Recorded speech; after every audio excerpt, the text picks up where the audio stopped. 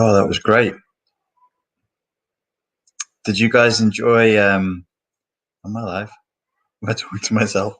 Did you guys enjoy Pierre's? Little Klimp's, Little Klimp's track. That was really fucking good, right? That was a good track. Did you guys enjoy it?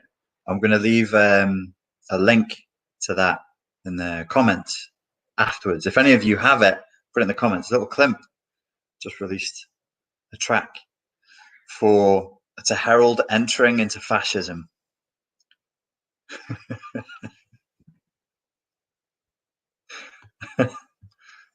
Angela says the secret is out.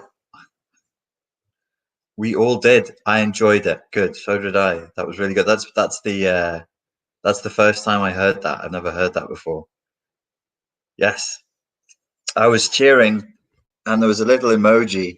I think it's a duck or a teddy bear dabbing. So I gave it a machine gun dabbed with the duck.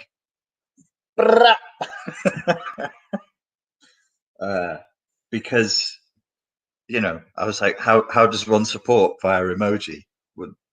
One should express enthusiasm. Multiple duck dabs seemed appropriate at the time.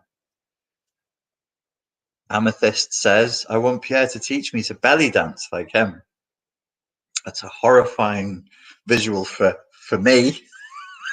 But yeah, I'm sure it's good for you, which is nice. I can't believe I had to approve Richard's car. I don't think that. You must mean a different Richard. That wasn't me. Socially awkward duck says, yeah. So Pierre's going to come across in a second. I should probably tell him that I've emailed him the link for this because he may not know. So let me just quickly do that first. Pierre, I've emailed you the link for the StreamYard stream. Okay, so I'm going to hand this out to you guys if any of you want to join today. You certainly can. So today we're going to be talking about the anxiety that choice brings. This is Pierre's choice. Hey, this is decision. Yeah, I'm sure he was anxious about the decision. Counterintuitively, what the psychology research indicates for us is that having choice is actually extremely stressful. And more choice does not make us happier. Hello, sir. Hello. How are you doing? I'm so flustered right now. I totally thought I set the release date for that music video tomorrow, and I looked at our live stream right now, and then it said premiering soon, the Lil Klimp video. I'm like, wait, what? What do you mean? What happened? Oh, turns out I just completely set the date wrong. But yeah, man, looks like a socially awkward duck's happy about it.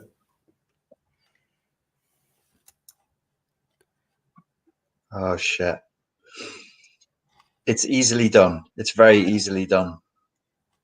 Yes. Is there lag right now? Can you hear me, Richard? Okay, mate. Hello, is there lag going on We've here? got a slightly shitty signal. Ah, oh, son of a bitch. Yeah. There is a lag. But I can hear you now. Okay, so hold on, testing. Say croissant if you can hear me. Croissant. Okay, that should be okay. I still see the socially awkward duck here too, so I think we both see the same thing, yes? Oh, yeah. That's just me leaving it on the screen. That's nothing to do with the technology. That's human error. No, it's all good, man. Well, it turns out actually Lil Klimp seemed to release his song without his manager's position or permission, not position. So I'm going to blame it all on him. He chose to leak it before I gave him the okay. There's lag. There's heavy lag right now, bro. Before he was granted permission, he just went ahead and he shot too soon. Should I exit and re-enter, or it's should bad, you? isn't it? It's really bad. Should we both try reloading the tab and see if that helps? But somebody's got to stay in here though. You know what I mean? Huh? Someone has to stay in here, or else the whole thing is gonna restart. Oh, okay. I'll stay in. Try restarting and see what happens.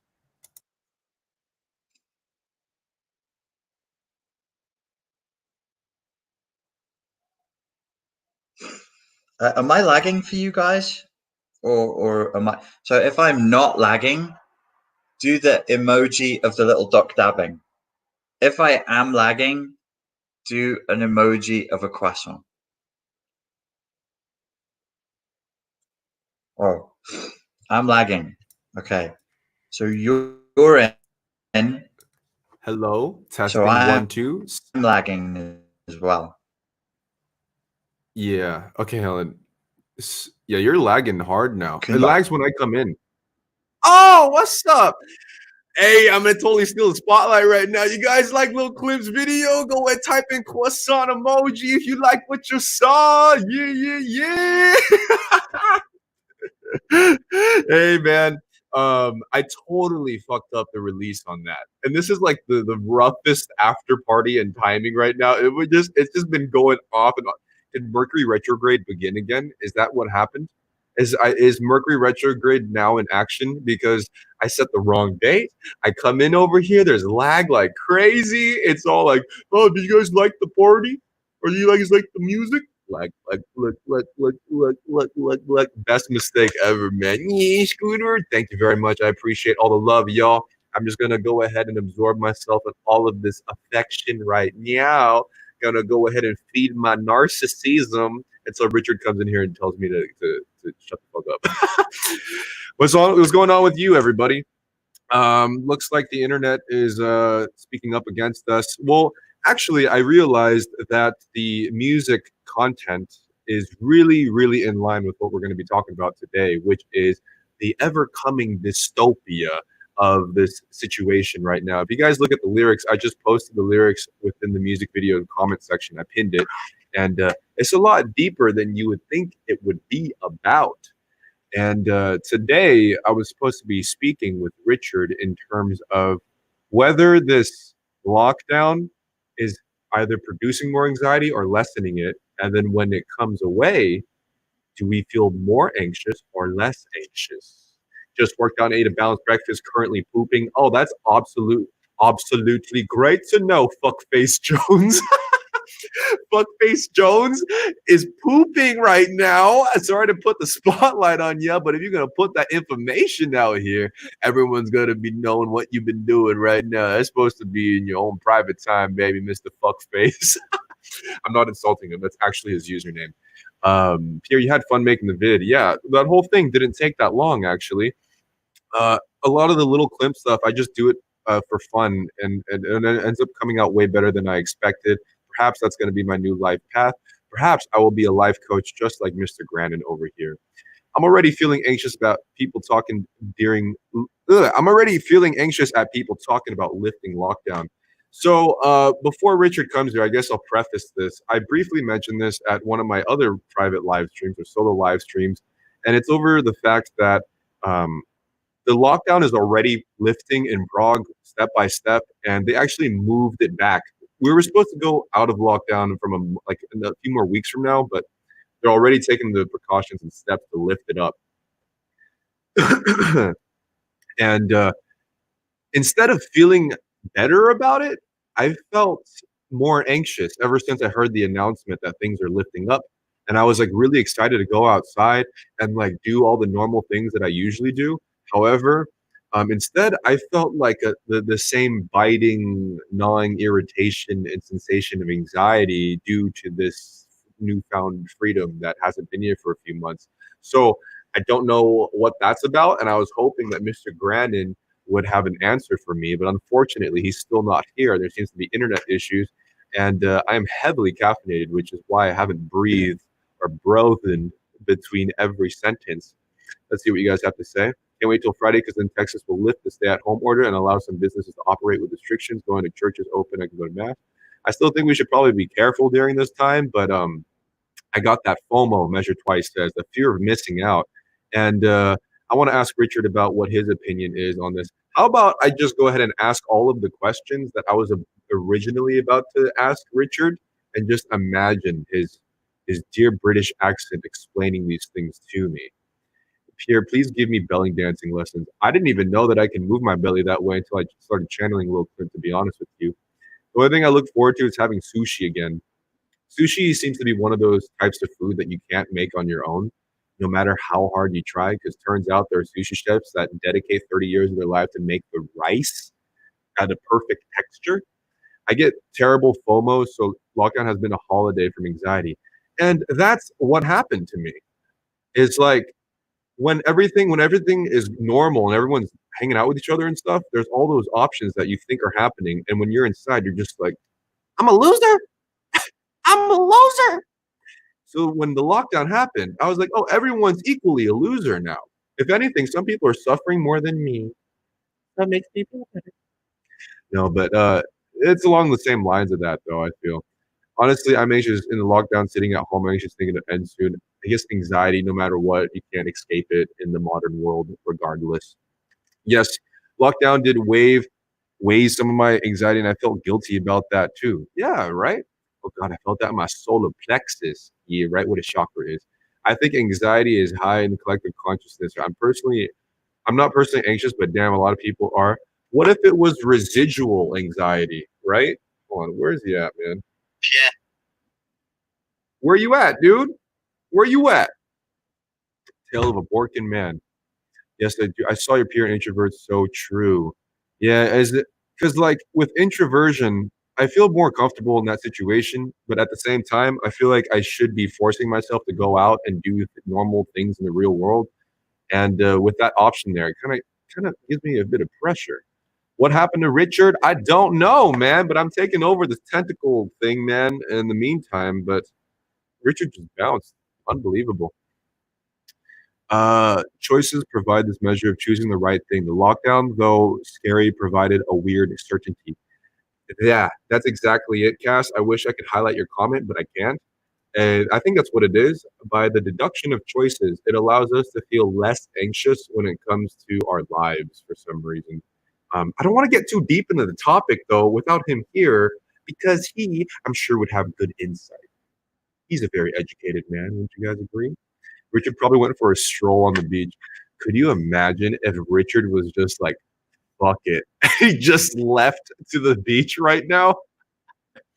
The anxiety is collective. I was agoraphobic before lockdown. I never left the house. Being at home was my safe place, and now my neighbor's home. I'm feeling anxious. Really? That was almost the opposite of what I feel at the moment. Honestly speaking, I feel like I shouldn't be okay with the lockdowns. It's making me feel less anxious and definitely calmer. So let's actually since Richard isn't here, let's talk to you directly. Are you guys feeling more anxious because of the lockdown or less anxious because there is a lockdown? I know that's a very binary choice of options at the moment, but it would just be good to start a discussion in that way. It's a real scam. That's what's going on. Maybe he's busy playing with his neighbor's cat. I hope you feel less anxious. Okay, really interesting. Richard got beamed up. I am not anxious. You feel more anxious, fuckface Jones, less anxious, way more anxious, and it's honestly way less anxious, and it's honestly concerning. More anxious, more so it seems like a mix between the two answers. It's almost 50-50, but most people are saying less anxious. Um, can you guys type that again? Except state if you're introverted or extroverted next to it. So you would be like introvert, less anxious, or extrovert, more anxious, or something like that. Where do you go, man? Where you at? Extroverts are more, honestly, it's a mix, probably more calm because I've been getting a lot done around the house, lost 10 pounds, and lifting weights and cardio. So let's see here. Less anxious introvert, less introvert, introvert, calm, introvert, more anxious. Oh, everyone's introverted for sure here, though. There's no extroverts in this room. What the fuck? I don't see one extrovert. Okay, there's one Jane here. Extrovert, less anxious, introverted, both anxious, more anxious introvert. Okay, well, turns out everybody is introverted. I mean, surprise, surprise. And it seems like there's a mix between the two, but a lot of people are less anxious. Maybe put in your own words.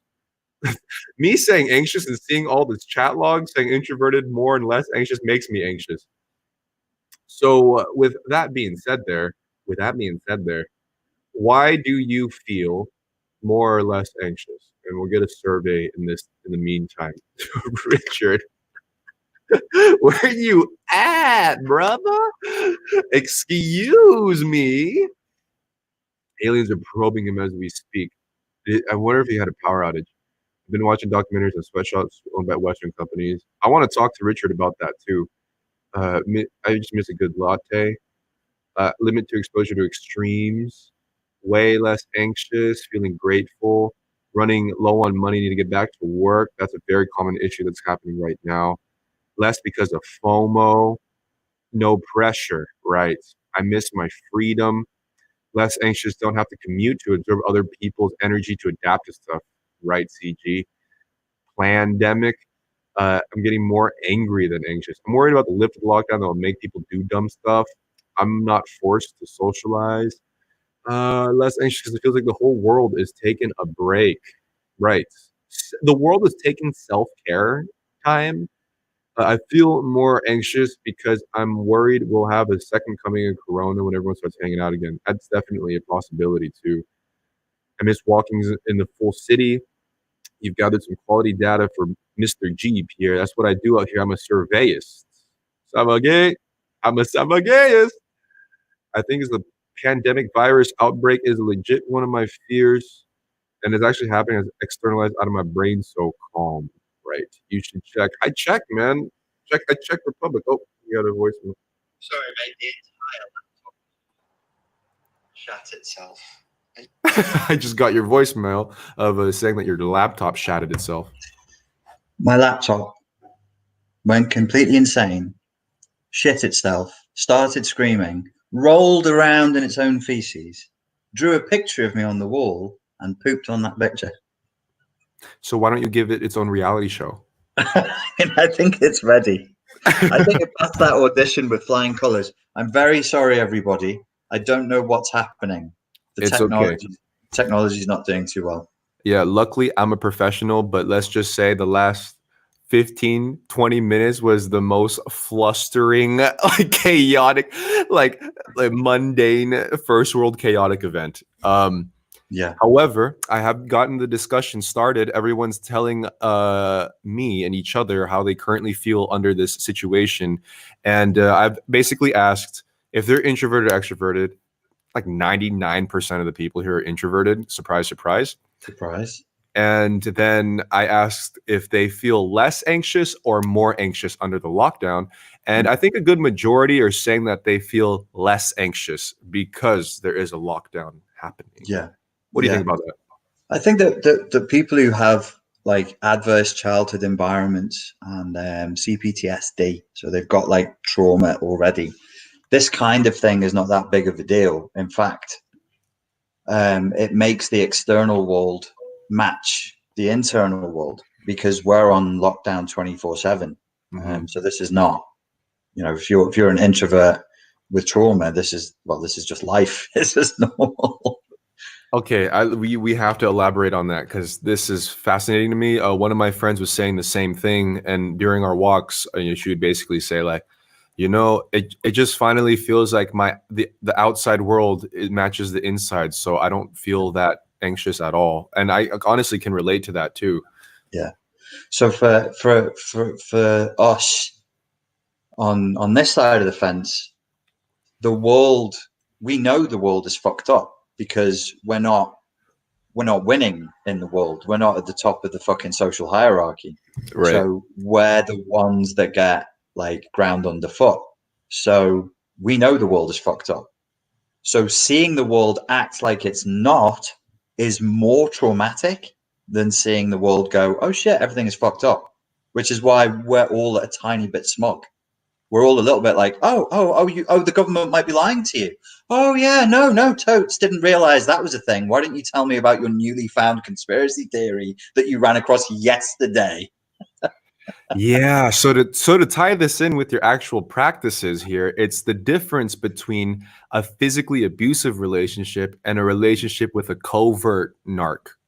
Right. So you previously, pre-lockdown, it was covert. We all had to slap on a happy face and pretend like it's all good, when we Yeah. know it's not. Like there's Now, no physical hit with that yeah, relationship. It's all yeah, underneath. You don't know what's wrong, but you can feel it, but nothing's ever happening. And the police right, won't believe you because nothing is happening.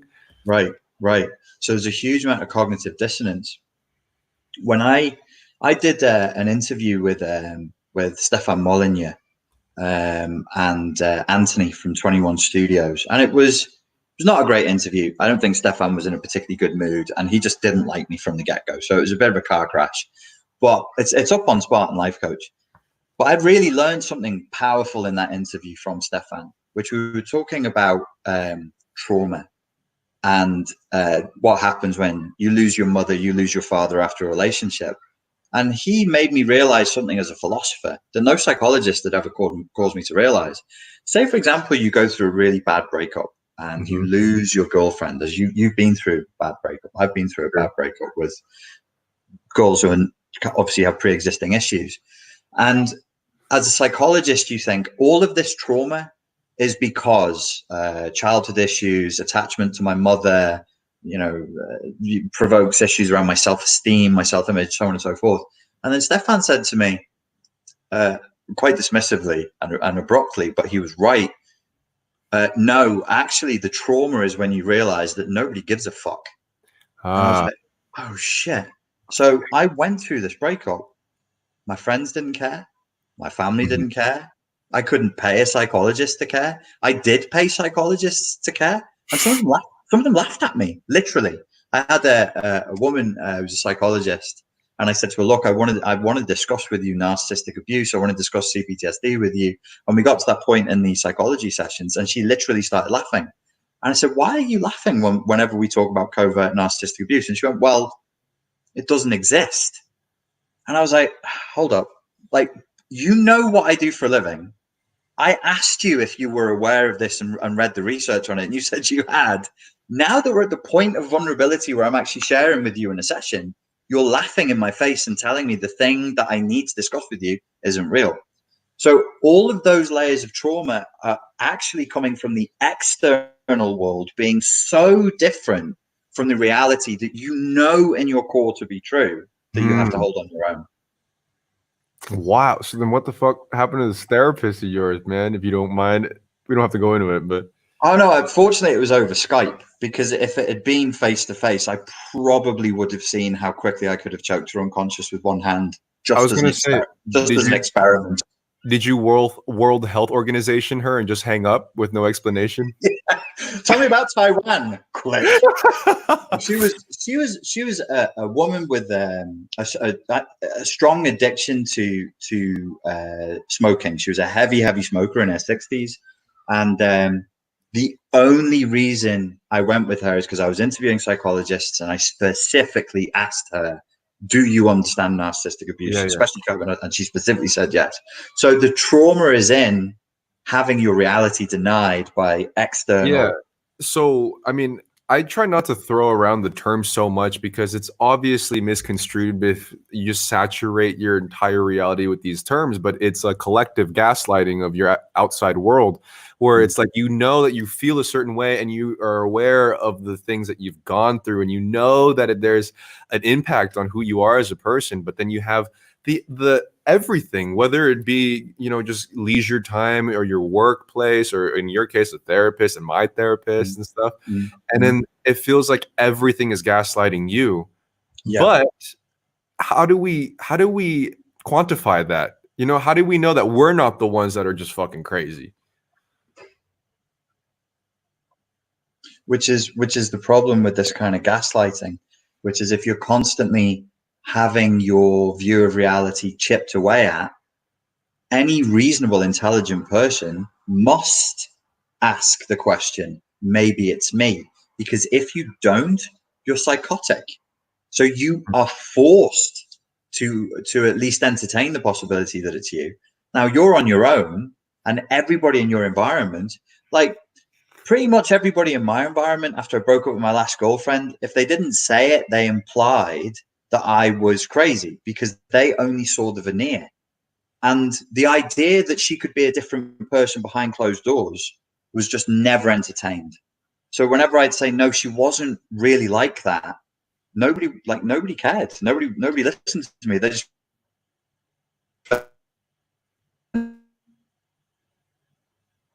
Uh-oh. Richard's freezing up again. His laptop is she's gaslighting him. pretty. Go ahead. You lagged Am I pretty back? hard there. Go ahead. Yeah. You're back. I completely lost the screen. I was told that because she was pretty and she wanted to have babies and she was slim, that the message was, it doesn't matter what she's doing behind closed doors. It doesn't matter how she treats you. Just have the babies we want you to have and shut the fuck up, was the message I was given. Yeah. And it doesn't help that you are the quintessential man that's bulkier, it's white, seemed like he could handle his shit. And obviously, pink. I'm more than white. I'm pink. Yeah, honestly, like no one could oppress or fuck with you according to them, right? So they just see you and they're like, oh, dude, him getting affected by her? Really? Okay, Mr. Life Coach. The life coach is getting coached. Okay. And that's kind of like what the world was kind of telling you, I feel. Yeah. So it was, I was just getting silenced. Now, everybody who's in the position of being introverted, who is a thinker, who's not winning in society's game, because it's only temporary. Like this particular version of social conditioning we're living in right now, it doesn't value what we have. That's it. That's the bottom line. Yeah. There's just you just don't matter. I made a video speaking about the introverts rise and the extroverts fall. And Richard, you're frozen again, but I hope you can hear me right now. Let me know if you can, man. Oh, Jesus Christ. All right, well, I'm just going to go ahead and finish my sentence because, like, Richard needs a new fucking laptop. We need a GoFundMe for his laptop, man. Unbelievable. Oh, there you are. There you are. Okay. You're back. Go on. Sorry. Okay. So you're lagging again. But okay, hold on. When I'm lagging, can you hear me, Richard, or no? Oh, he's still lagging, man. Unbelievable. Jesus Christ. Look at his face.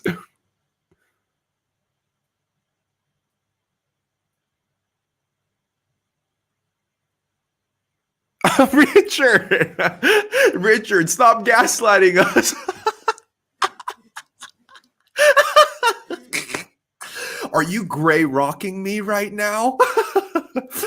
Are you being intentionally unresponsive to what I have to say right now? I am infuriated at your lack of emotional reaction towards what I have to say. I'm feeling gaslighted. No contact. Gray rock. I need a lemon in the eye for this one, bruh.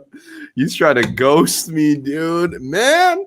Yo, what's up with like the fact, dude, he's doing this intentionally. It's like every time he had a monologue, it was able to just stream with no lag at all. Maybe just once. And then now that I have to talk, he leaves, bruh. I just got gray rocked from the life coach so hard, man. I feel neglected. I feel like he doesn't care. I'm feeling abused right now, guys. I just got the silent treatment so hard, dude. He just left.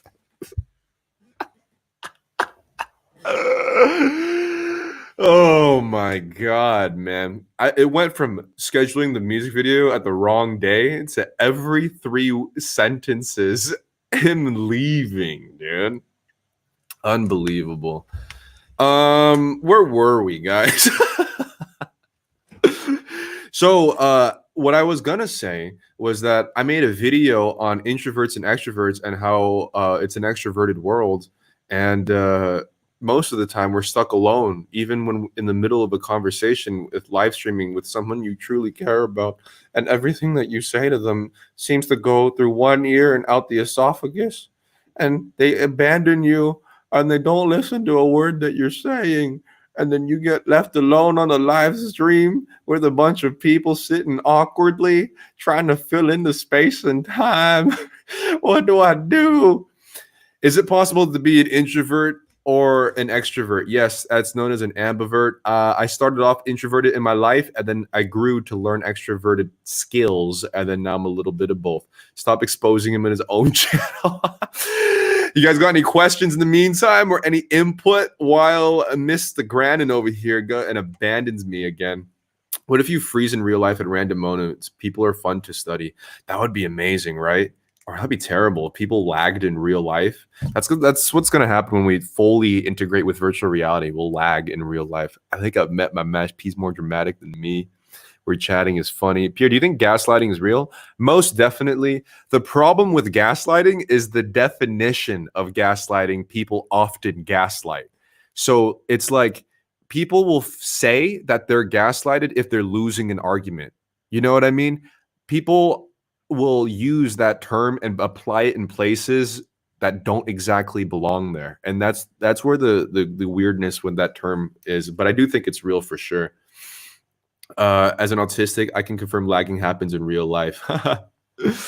Is lagging a disassociation? Kind of, yeah. ADD is a type of lag too. I guess there's a few mental conditions that would be equivalent to lag. That would make sense. Introverts videos 58,000. Ah, yes. Imagine your significant other lagging during a kiss or during a flip. Oh, lemon in the eye. What does it symbolize? You got to figure it out yourself. Pierro, do you worry about the future of being alone? I do. I'm mostly alone, but I don't fear it. I like being alone. And I think if you learn enough social skills, you'll never be alone. You can be friends with anybody if you can figure that out. Why don't people realize how badass introverts are? Because it's not overt. People only acknowledge things that are really obvious in front of their eyes. It's like it's like acting, you know. The good actors are actually like never even seen or stated to be actors, where people would be like more accustomed to seeing people that are really loud as opposed to people that just sit behind the scenes. People are very visual. People are very obvious when it comes to seeing certain actions. Do you think introversion is caused more by nature or nurture? I think I would think that it's nurture, just because I was talking to a friend and we were saying how the amount of mental problems and issues when it comes to depression and anxiety are much less. And I feel like in third world countries, because they're always surrounded by others in a community. And I was like, how do you become introverted in, let's just say, a poor nation where you live with 10 of your siblings plus your parents in one bedroom? Is it possible? What do you guys think? Is it possible to become introverted if you were to live with those conditions growing up? I think it would be almost impossible, right? Like your little tiny infant brain and toddler brain would have to adapt and flex so it fits your surroundings, which is to be surrounded by people all the damn time. What happened, Richard? You were gaslighting me. I'm so sorry, everybody. I'm so sorry, Pierre. I've had real trouble, but now I'm on a different device. I'm on my new laptop, which I just got out of the box. Oh, you had a new laptop this entire time, Richard, and you weren't using it? I just couldn't be asked to set it up because it wants new passwords and everything. And then I set it up and I was like, okay, I'm ready to go. And StreamYard sends me a polite message that says, is it possible that your laptop doesn't have a camera? And I'm like, oh, for fuck's sake. So I'm actually using one of these where you stick it in. Oh, fun. Do that again. Okay, so I remember what I was talking about. All right. So I made a video on the introvert's rise and the extrovert's downfall during the crisis. So, I mean, long story short, the main point that I was trying to make was that the external world forces everyone to become extroverted, and the ones that get rewarded the most are extroverts. So every introvert, even in this room or wherever else, we're all forced to adapt, no matter what it is. Retail work, food service, talking to your mom, dad, I mean, going out into the world, I mean, going to school and all of those things, when extroverts are rarely ever forced to live in the introverted world. It's not required. Never, but that's the issue of the society becoming more and more narcissistic. So it's beyond extroversion. It's actually about narcissism, things look, than actually being focused on. Can you repeat that? Oh no. Repeat that? I'm going to shoot this fucking thing. God damn it. What I was saying is it's actually a question of narcissism as much as it is about extroversion. So, You got a hotspot on your phone? Can you connect to the hotspot? I'm going to try and set the fuck up. I'm going to try and set the fucker up. You know, I have an Ethernet connection at the Liverpool Science Park, but it's a half an hour drive away. That's So sorry, everybody. You're doing okay now, though, from what I see. Never mind. Let me. I'm going to jump out. Is that okay right now? Okay. A bit, yeah. Oh shit. You're cutting in and out, man. I'll be back in 1 second. I'll be back in a second. Yo, this is like going to a bar, picking up on a potential flip, and then you guys get back home in the bedroom. No flip armor. Everyone's stumbling across the floors. They start puking in the bathroom. Then you need to puke. And then you try to go into the bathroom, but they're already in the bathroom puking. So you need to go puke, but you can't go in the bathroom because they're already puking there. And then you're like, yo, fuck this. I'm over this. But then now they're at your flat. So you need to figure out a way to politely get them out to their own home again. But you can't because they're still in the bathroom flipping or throwing up. Man, this live stream feels like a drunken blunder, as UG Rose says, on a Friday night in Southern California. This feels like the worst night out that started off fairly okay. Oh, there it is. You back? I am back, but who knows how long for? It's never been this bad, has it? So far, it's okay, but it's never been this bad. Wow. So the world is becoming more extroverted, aka narcissistic. Please continue. Because of who wrote it? His name was de Beauvoir, a French guy, and he wrote a book called The Society of the Spectacle, and he predicted we would become more and more focused on how things look. So his whole thesis was that there's a tyranny to spectacle because spectacle is more powerful than anything else. So as the decades go by, we get more addicted to spectacle. We want more spectacle, and we have to make more of a spectacle of ourselves to get noticed even at a baseline level. That's fascinating. I definitely can relate to that. I think especially if you're younger, you have no choice at this point. If you're younger, you want to fit into any peer group or anything of that matter, like you have to adapt and make yourself a spectacle in one way or another. And especially even when it comes to starting a business or anything along the lines of that as well. Well, even what precedes trying to fit into a group now for young people is just being seen at all. Mm-hmm. So young people are being raised in an environment where they're completely starved of attention. I didn't grow up having to fight for the attention of my peers from smartphones. Nobody had a fucking smartphone. We just had to look at each other's dumb faces and talk. Yeah, right. So that's a fascinating thing. I might read that, man. Society of the Spectacle. It's unreadable, but try it. Oh fuck, I can't. I'm not even gonna bother. It comes in a series of, they're like quartets. They're just like short Zen haiku that you can take bite-sized chunks of. Yeah. So to apply this to the introverted extroversion binary dynamic here, it's like now in simpler terms, what we're doing is we're forcing every introvert to be living in extroverted society, aka let's go ahead and get your lips done, and let's have you force yourself to get bigger booties, to like network with others and to consistently communicate, when rarely we are ever in a situation where we take the extrovert and we reward them for sitting at home reading, sitting at home being creative, being alone and doing, maybe some more introspection and stuff like that. And I don't think is there any other situation that other than a lockdown that would promote that kind of behavior?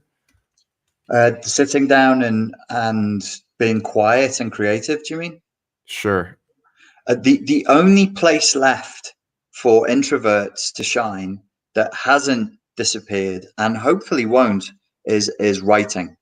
Is writing. If you can write, there's still a place for introverts in writing, and I've only just figured that out in the last 6 months, which is why I've kicked it up a gear in terms of getting the book done, because I'm like, this is probably the best thing for me to do. Yeah, but well, we've discussed this at length privately, but I actually find the cycle of YouTube extremely frustrating. right. Your picture is frozen, but I can hear you, thank God. But my question is there a situation where the God extrovert damn. is forced I'll to try it from go? my iPhone. Are you still here? Oh, fucking hell. Uh, uh, uh, uh, uh,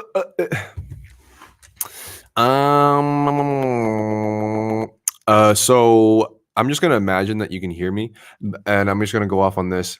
I feel like there's never really a situation in this society. Hey guys, you play Richard right now, that forces an extrovert to live an extroverted life other than this pandemic, aka lockdown. What do you think? Because in terms of the introvert, you are consistently forced in everyday life to go out into the world, and that's not necessarily a bad thing. But in order to work at a company, at a restaurant, oh my God, that was double of you for a second. All right, I'm everywhere. you're everywhere. Everywhere Okay, and nowhere, baby. so my question to you was basically: is there a situation where the extrovert is forced to go in an introverted mode and do introverted activities other than a lockdown? Only when they're doing exams or something like that. But you'll notice the capacity for an extroverted type to do introverted work is really diminished now, which is why for the last 20 years they've had to bring the standards of university entry, college entry, and schools down year by year, because not because people are getting more stupid, though they are. Actually, our IQ is dropping a point a year at the moment, and our capacity to concentrate is dropping, but just because of the inability to concentrate to study for an exam. So they just bring the standards down. So what's interesting is that if you're really good at extroversion, you basically kind of hack the matrix in this way where, for example, you don't need to study for an exam now because, for example, in a business or company setting, all you do is take the good exam takers and then you network and get them to work together in a particular way to come out with a product or things of that nature where you don't even actually need to study at all. If you're naturally good at with people, all you do is just become the CEO or whatever the fuck, and then you just kind of maneuver everybody around. There's a lot of ways now where the extroverted, narcissist, image focused types are hacking the system. Sorry, guys, I led you astray. It's actually Guy Debord, and the name is in the comments right now. And the book is called The Society of the Spectacle. And he does a great job of outlining. It was written in 1967 where we would be going just because of this. So yeah, if you're fundamentally extroverted and narcissistic, there are ways of, well, I mean, you can just, we saw this with the American college scandal. As long as you're white enough and rich enough, you just have mummy and daddy pay for you to get into the good schools. And this is where, when Zizek says we live in the end times, there is a general entropy. There is a general entropy in everything that we have at the moment, which when I talk like this, people say, oh, I wish you were a bit more optimistic. I am very optimistic. But to my way of thinking, to my philosophy of life, when things are destroyed or rendered useless, then you get something new. Wouldn't we all want something new? You know, I was writing about my time in British education today for the book. And I was like, what a load of shite education is. What a load of shit going to school is for a kid. Well, it's fucking nonsense. What is all that for? To make them a better human? No, it isn't. No, it isn't. To make them richer? No, it fucking isn't. To make them a brainless, brain dead, obedient member of society. It's mental brainwashing. That's all school is. and Mhm. a way of yielding tax from people to make you a good Yeah. little tax slave. That's I all mean, it is. the irony in this whole situation is that the only thing that I took from school were my social skills. If Right. it wasn't for school, I would have been forced to actually learn to communicate with people. The Yeah. thing that I can say that I apply every single day in my life are the things that I learned socially, as opposed to mitochondria being powerhouse at a cell and stuff of that nature. And I don't write essays in a way that I kind of do with videos, but it's not like that. But to go back on how the extrovert hacks it, in a way, like, for example, famous musicians and actors, the ones that go to school to write music and the ones that go to school like Juilliard for theater, they're not the ones that are showing up in Pirates of the Caribbean or Transformers. It's the extroverts that hack the system to network correctly and place themselves in a To situation hack the socially. system, Pierre. Hack the system, Hack the system. two giant systems in both of your cheeks that you gag on. Gary, it's not about talent, it's about trust. It's time for you to suck my cock, Gary. Oh. Will that get me the job? Are you going to put your finger inside of me? Yeah, hacking the system. I'm an extremely bitter drama student who wanted to be an actor, and when I found out it was all basically about sexual exploitation, I turned my back on it. You've got to be prepared to put out. You've got to be prepared to suck cock, literally, literally. All these famous actors that you're seeing, they've all hit that casting couch, man. The second thing you've got to do is you've got to have the right shaped face. They don't grade you on acting talent Yeah, anymore. fuck no. They want to know, how do you look? They don't Mhm. even care if you can do the accents properly or not. They just want to know, how do you look? There's nothing more than that. Of Will you course. suck cock? How do you look? That's how you become an actor or an actress. Yeah, I mean, half of the B-rated, or let's just say Hollywood films that should be B-rated films, just have actors that just look really good with no feeling whatsoever. But I mean, that proves the point. It's like these people didn't get there from doing introverted studies and reading books on the fundamentals of acting. Maybe a little sprinkle here No, and there. that's a different generation. That's Anthony Hopkins. That's Richard Harris. That's, yes, they did. They did. They understood. They understood what acting was. And to be fair to some of these people who've come through, they do understand what acting is. But if you take like 1,000 people who all have read the books and they've all read the theory, and they're usually quite high IQ people, successful actors, it's going to be less than 1 in 1,000 who gets through. And what will get them through? The two things I said before. Will you suck cock? What is the shape of your face? Mm-hmm. Yeah, and metaphorically, that applies to pretty much any field. Extroverted activities in this way that is just kind of outwards. It's not like the internal development that rewards you most of the time. The world has been Weinsteined. Like the whole Harvey Weinstein and Hollywood outrage at the Harvey Weinstein thing was the biggest shower of hypocrisy I've ever seen in my life. Oh, me too, me too. And I'm like, don't act like you're not all systemically part of the problem. You work for a system. You know that these people are pedophiles and rapists. You You know gonna that they are. Huh? you gonna get a lot of trouble for that comment right there, man. I don't People give are a gonna fuck. throw some fire at you, man. I don't give a fuck. I don't give Yeah. a fuck. We're in the end days now. I can say whatever the fuck I like. No, I mean It's it's been known that that entire industry has heavy experience with sexual exploitation. I mean, a lot of things in general revolve around sexual exploitation in general, which is kind of like this superficial extroverted activity. And yeah, I think that if you apply extroverted tactics when you're naturally an introvert that can build up skill, that you're pretty much unstoppable at that point. But that's like the level of awareness that I think a lot of introverts refuse to go down, or they just don't want to, or they don't know how to really. yeah, yeah. There's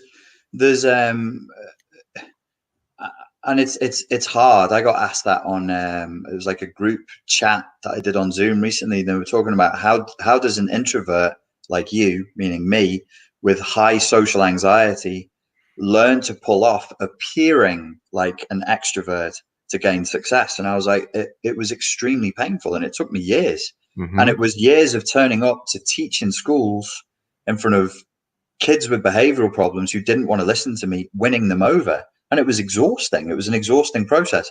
So I'm not above this. I'm part of it as well. I'm part of the system because I didn't rebel. I went with it. And that's how I made money. And that's how I got to where I've got to today, is because I just saw it for what it was when I was a kid. When I was 17, I remember the teachers who ran the drama class in the school, you know, being like, I was playing John Proctor in The Crucible. And all of a sudden it seemed important for some of the scenes to me not to be wearing much clothes. And I'm like, I don't feel that really, it's not in the script. Character doesn't need it. It's like, yeah, but after he's been tortured, wouldn't it be better if you're being brought out of the dungeon where you've been tortured with your shirt off? And I was like, no, I don't think that that's better. I don't think that that's better. I'd already been in boarding school, so I knew what adult sexual predatory behavior looked like. You can feel it in the room. The atmosphere in the room changes. And we went back and forth on it. We were 3 weeks out. And I was like, well, I'm just fucking not doing it. You can find somebody else to do it. So we had this weird compromise where they made me wear a shirt that had been cut up, because I was like, I'm not going out with no fucking shirt on, you fucking middle-aged perverts. But from then on, I could see the career path for me as an actor, and I was like, I'm not doing that. It's all that way. Can I share with everybody something from the Society of the Spectacle? Yes, while I go pee-pee. Okay, you go pee-pee.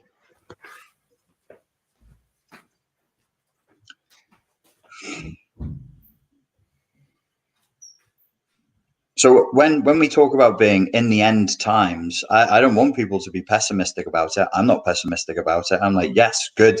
Let's clean the fucking slate of the filth that's built up.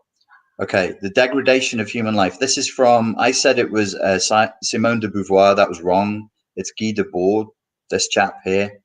It's the Society of the Spectacle.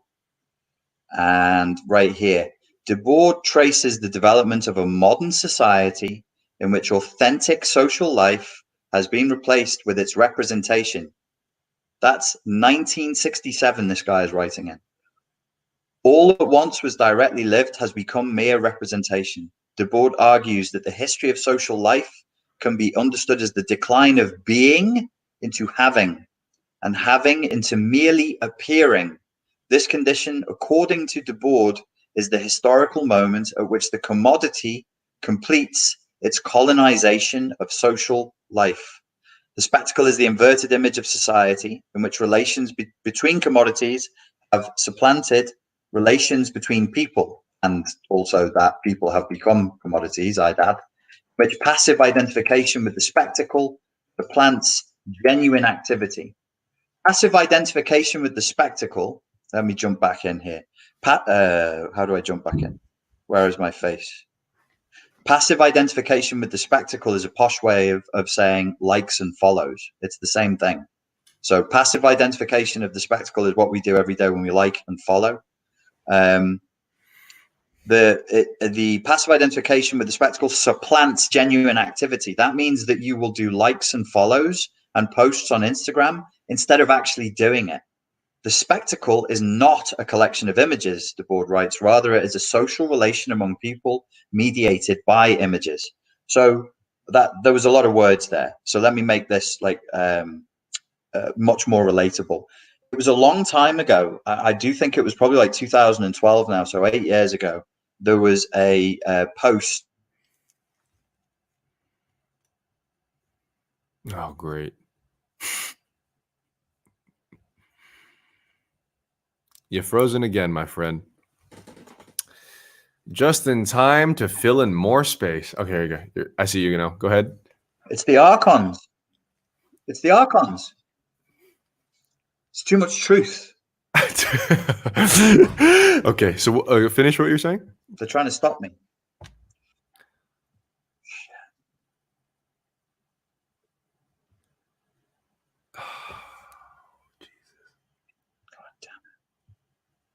It's just terrible, man. Okay. It's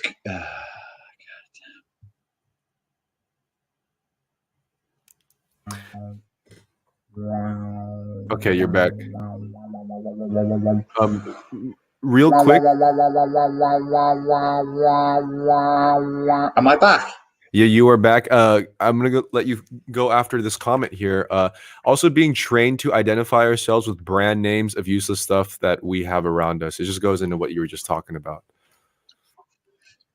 Do you remember, Pierre? There was a Facebook post that went viral. It's a long time. It was about 8 years ago, and it was of a guy who films himself going for a run up a trail at the top of a mountain, but he never actually does it. He just fakes it.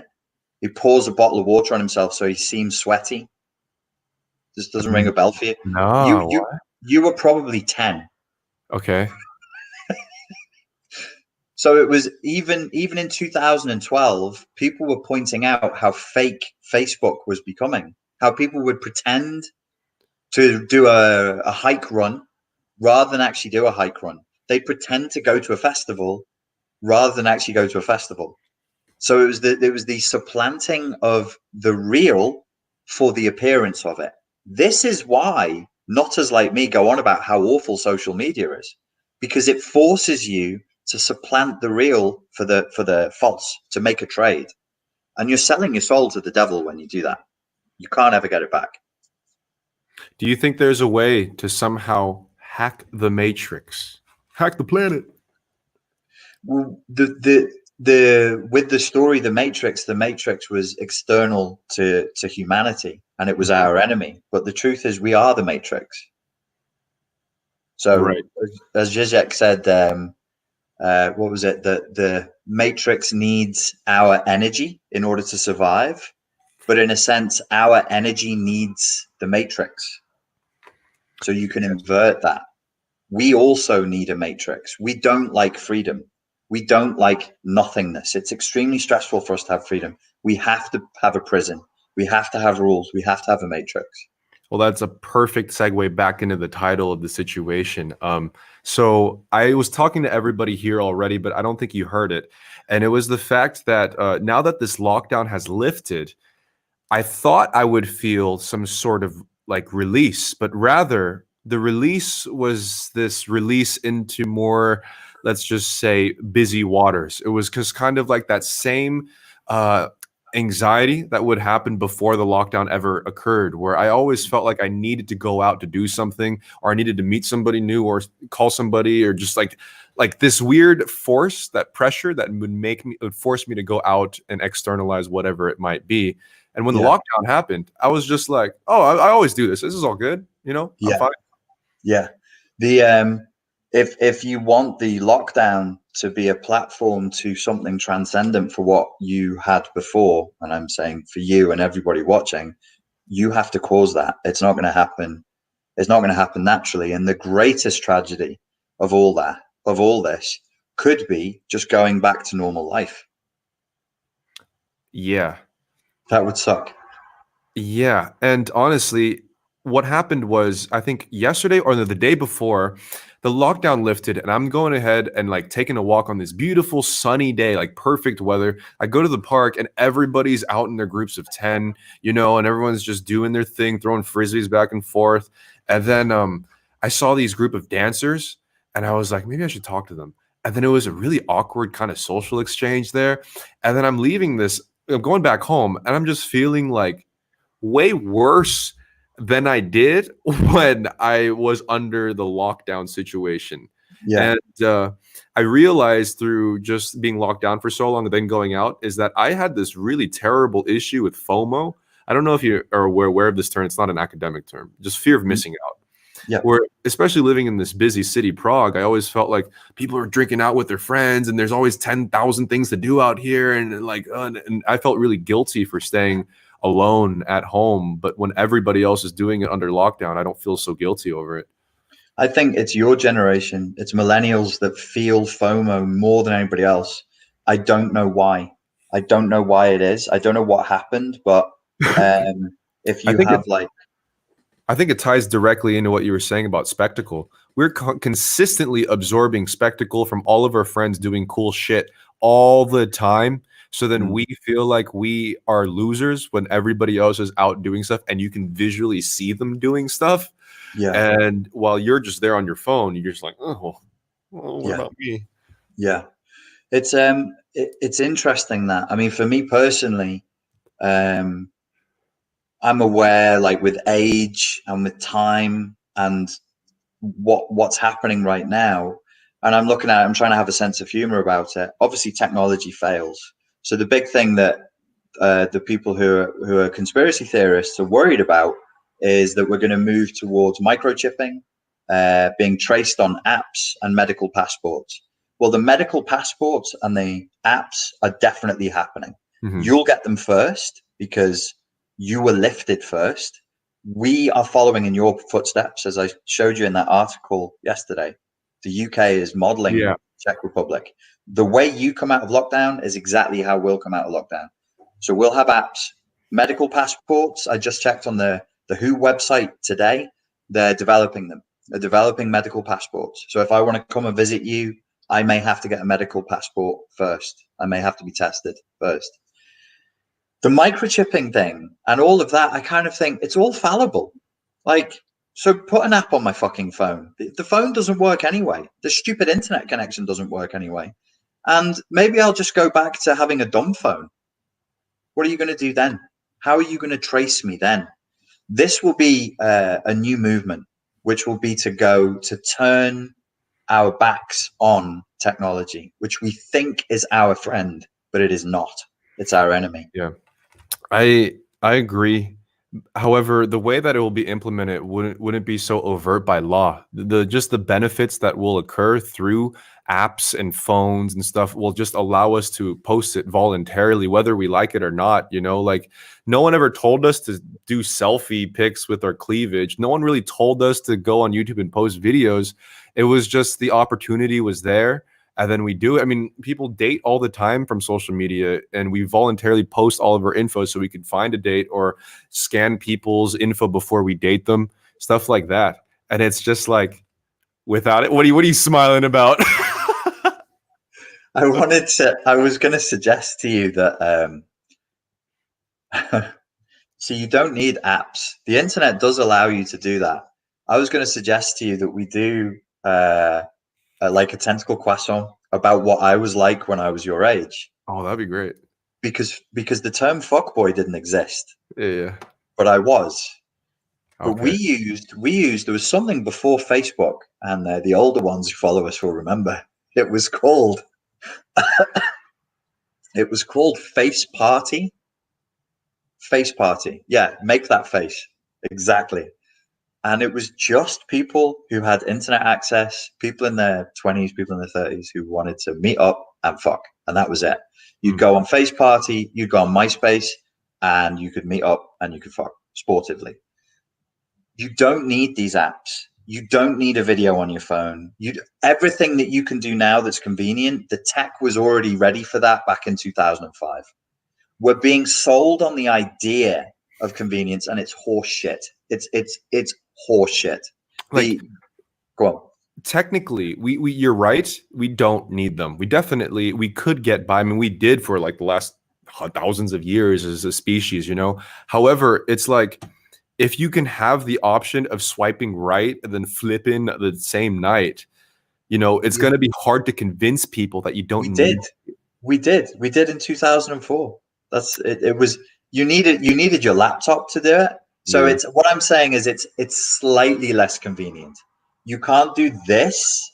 You have to do this. So I had this theory that say for example, like this microchipping goes that far, then we want to go another generation in Black Mirror style and have augmented virtual reality glasses or even contact lenses, right? So for example, like this becomes so normalized that, you know, I'm just going to keep bringing up the situation of dating. No, that's just you're meeting up with a business partner, right? And you guys have these glasses or contact lenses. Now, in a business situation, this lens can give you a person's full resume, can monitor their heart rate to see if they're lying or not, to check their vitals and their tonality, and then give you some details about what their character is, even their past sexual relationships and what other person posted about them on Twitter, all of this information while you're staring at them in real time. Now, in a business setting, it's heavily advantageous in every single way to have that contact lens. So how do you convince somebody, for example, in that setting, you can apply it in dating too, to not have that in your situation? I mean, my argument for me not doing it and my argument for people not doing it isn't going to convince people who want to do it. Like, you wouldn't be able to stop the people who wanted to do it on an ideological basis. But I would say this: if you do that, you're a lazy fucker, and you're going to make your mind work less efficiently over time. So here's a counter question, which seems to be irrelevant, but is exactly relevant, because we're all moving in the direction you're talking about with the contact lens, with the thing. So if Jordan Peterson is a public intellectual and he stands up and he says, I read that book, but you find out that he didn't read the book from cover to cover. He listened on Audible to 3 chapters. Do you care? Me personally? Yeah, you personally. Me personally, I don't, but I know a lot of people that would. As somebody who was forced through the private school system and forced to do a science degree against my will, I find that totally abhorrent. Totally abhorrent. You cannot say I read the book and me, I listened to 3 chapters, but I'm wrong, you're right. If we do it by the median and the mode of society, I am wrong and you're right. I'm some pompous, old-fashioned, out-of-date intellectual. And I got into it with some people who were followers of Jordan Peterson. I'm like, this guy's intellectually dishonest. He clearly hasn't read the material. And somebody said to me, oh, no, nobody reads books anymore, dude. Mm-hmm. Nobody reads books. And I'm like, I would never say, when I say I've read a book, I mean I read it from the front page to the back page. And if I did anything else, I say I skimmed it or I read 3 chapters. Yeah. So but this motherfucker's out there saying he read books he never read. Trifling ass Peterson, trifling ass Peterson over here with his fucking 12 rules. So trifling ass. So the 12 rules of life. I'm sorry you brought it up. He dictated that. Again, it's not acceptable. So you're right. I will say you're right. You're completely right in terms of, if you say you read something, you should actually read the entire thing. But again, if we go lean towards the kind of hack through the matrix, the majority is going to side with whatever the majority is already. So for example, if we all accept that just reading or listening to 3 chapters on an audiobook is the standard, then having the contact lens, no matter what it should be, the fact that everyone already has it and has this advantage is the right mode of conduct, if that's what everything is. It sounds exactly like the argument for gun ownership. Everybody's got a gun. Do you want to be the one without one? That's true. No, that's a good point. I don't want to be the one without one. Except that the gun in this situation makes you stupider. It makes you lazier. You should have the ability as Jordan Peterson is a professor at a prestigious university. If that motherfucker, if his standards have slipped, everybody, there are no standards.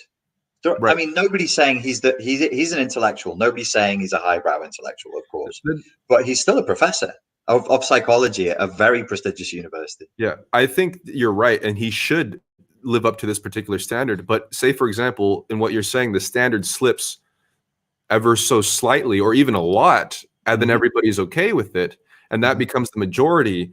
You end up having to kind of shift your language to fit what things are. So like, if I knew that we were talking right now, or let's just say I was on a date with somebody and they had straight up contact augmented virtual reality contacts, and they can read every single thing I ever said and every comment that wants to cancel me and all of these things, and I have no information about her whatsoever. I mean, it's going to be heavily disadvantaged, or I'll be disadvantaged by being in a situation where they know everything about me. I don't know shit. I'm so arrogant and self-confident that I'm like, I will read you better with nothing than you can read me with everything. Because fuck your dumb brain. Fuck your stupid brain. You're so lazy and stupid. You have a contact lens telling you my Facebook posts. But on top of that, though, here's the thing, though. they're gonna read your vitals when you're saying that, and then it's gonna say something that that you did this before, and and then boom, you got nothing. Yeah, no, I mean it's definitely going to happen. It's definitely coming. But there are things. What we're going to find, what we've already found, is this technology that claims to be our friend is a double-edged sword. It's poisonous. It's cutting us. It's poisonous, and that in the end, you may hit a point with technological assistance where it's more harm than good. Where Yeah, that I point agree. is, I don't know. I want everybody to have teeth that don't hurt. If you get a cancer, I want them to be able to treat it. Can we mass produce food so everybody can be fed? Great. Can I talk to you like this? Fantastic. But it's not the more, the more, the more. I Nothing, agree. I agree. nothing is the more, the more, the more. Only consumer capitalism tries to convince us the Mhm. more is better, more is better, more is better. I think right now we're just teetering on the peak of more at the Yeah. moment. Like, imagine this whole cancel culture thing where people start digging through your records and all this stuff, but exemplify that by 100 in real time with the contact lens, and then Yeah. also read your biological signs. Because I mean, that's apparently there are already apps on your phone. That I saw an advertisement on an app where, if I don't know if it's real, it could just be a game, like it's bullshit, but if you put your finger on the lens, it gives you your pulse. Yeah, I've had one. I had one of those a few years ago. Well, it didn't work a few years ago. Maybe it does now. Yeah, But they should work in theory. right. But more like it's the fact that most of the information that we're willing to put out is just voluntary now. They're not Yeah. intruding on us. We put it out there. But it's a wonderful game that's been played because if you create a love and attention deficit environment, which is what we have a non-loving environment. It's an anti-love, anti-intimacy environment. It makes us, as you said before, I don't tell you to take selfies with your titties out. I don't need to tell you. I just need to make you so desperate for validation that you will feel compelled to take the selfies with your titties hanging down. And then my stupid primal male brain doesn't even think twice. Oh, that's nice. Double dip. I hate that. And I Thumb, don't even mean to. Yeah, yeah, I don't even mean to, but it's just it thumbing gets, the nipples of some stranger's ego online. oh, the way you put it like that makes me want to throw away my phone. Maybe you're doing your job right then. Always. Should we have some people on and see if they can bring some sanity? Sure, why not? Okay, so Zarina's been waiting an awfully long time. Zarina, are you ready to go? Give me a thumbs up.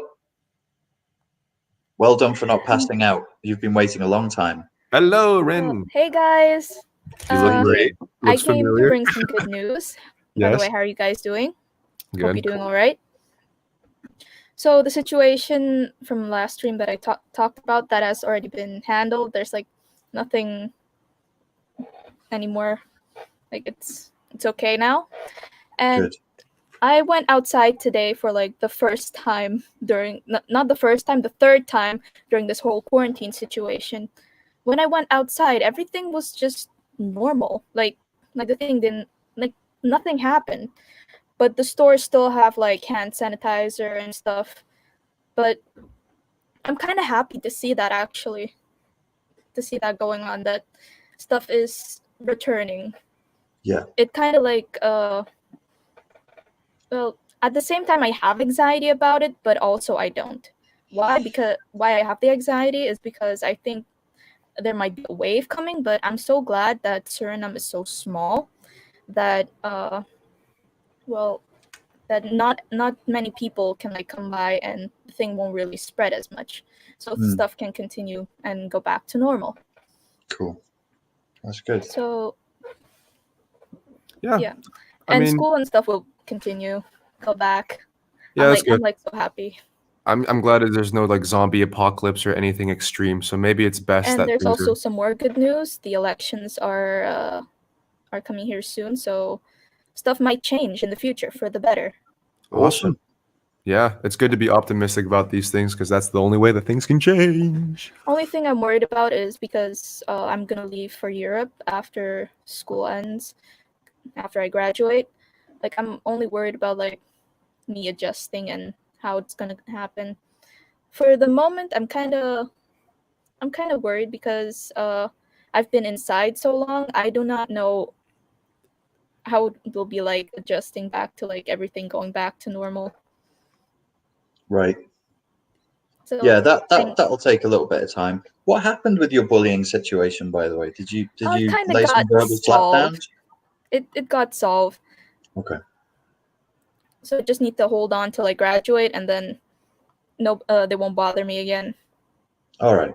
That's cool. That's good to Well, hear. it was good talking to you, Ren. Thank you guys for having me, and I Thank you hope very I'll see much. you again the next time. And I hope things won't Byron. be so dark and so bleak in the future, in the rest of the No, world. it's gonna be good. I'm very hopeful. Speak to you soon. Yeah. Maria, are you ready to come on? I'm getting a nod. That's Maria. Hello, Maria. how are you doing? Good, thank you. Very good. How Okay, are so you? very good. I wanted to talk to you about education. Do you have an idea of how it should work for it to actually work the way it's supposed to?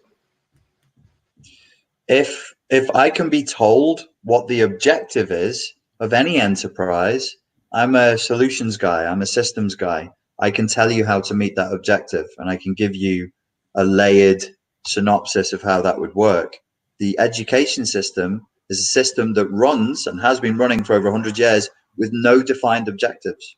Mm. Yeah. Oh, in my case, I mean, you're not in America, right? No, not. Okay, so first, I just want to say the American school system thing has to change entirely in the fact that you shouldn't spend the rest of your life in debt. That's one thing I would change for sure. Secondly, in terms of what you learn in it, it needs to focus less on memorization.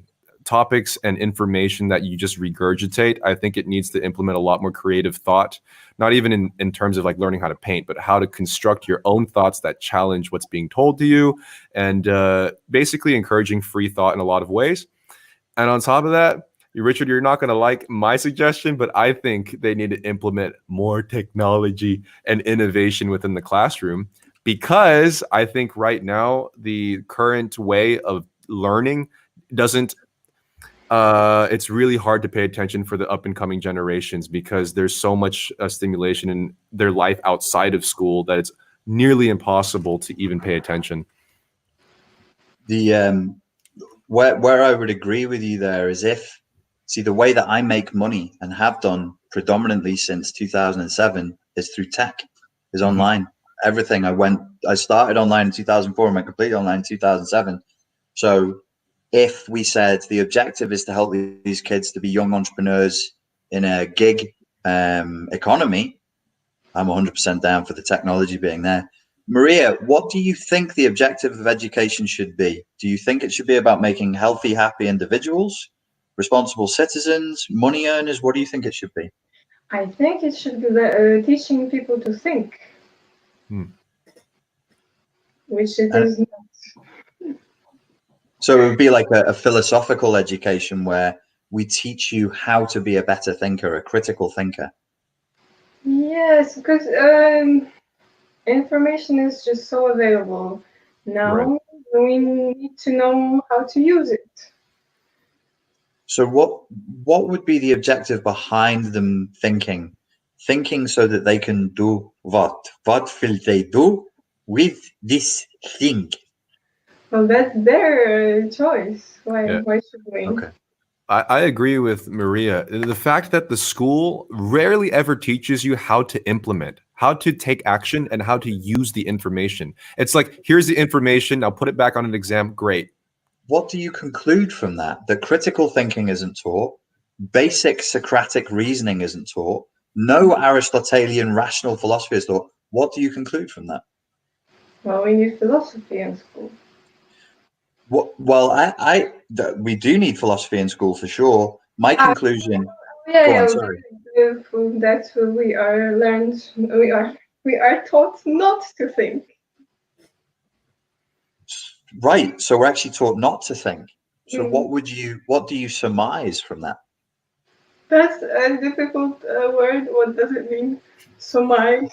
What would you conclude? When you see the evidence, which is that we're not teaching children to think, what do you think next? Uh, well, I just think of the teachers who are not really, who are just there to do their job and they don't think about the consequences. It's not the teacher's fault. I could tell you, I worked inside the British education system for 5 years as an innovator. I was teaching students how to learn, teachers how to teach, and parents how to support. We developed several courses using cutting edge technology. All of them were reviewed as being wildly successful. I was getting 95 to 100% scoring on the courses that we developed. None of them were ever implemented by the government. None, zero, none of them. The government came to me, took me out of the schools, and tried to get me to work for a different project. My conclusion was they do not want children to think. They do not want children to reason. And the whole thing is a brainwashing camp. That's why you're force fed information, you spit it out, the bell rings, and then you go somewhere else. You go to the toilet, you go and eat, you go to another classroom. It's to make people obedient factory workers. It's the whole thing, I think, is a farce. It's a fucking farce, which is why I'd never work in it ever again.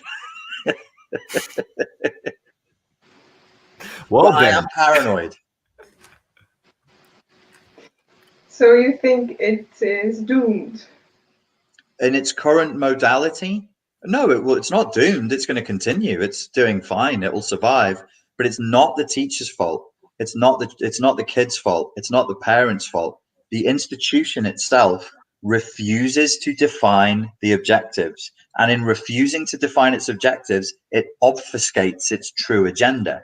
It is perfectly reasonable if my government turns to me and says, you must send your child to an education institution, because in the UK, if you don't, you go to prison. It's reasonable for me to say, what are you going to teach them and why? And if I ask that question, they'll have no answer for me.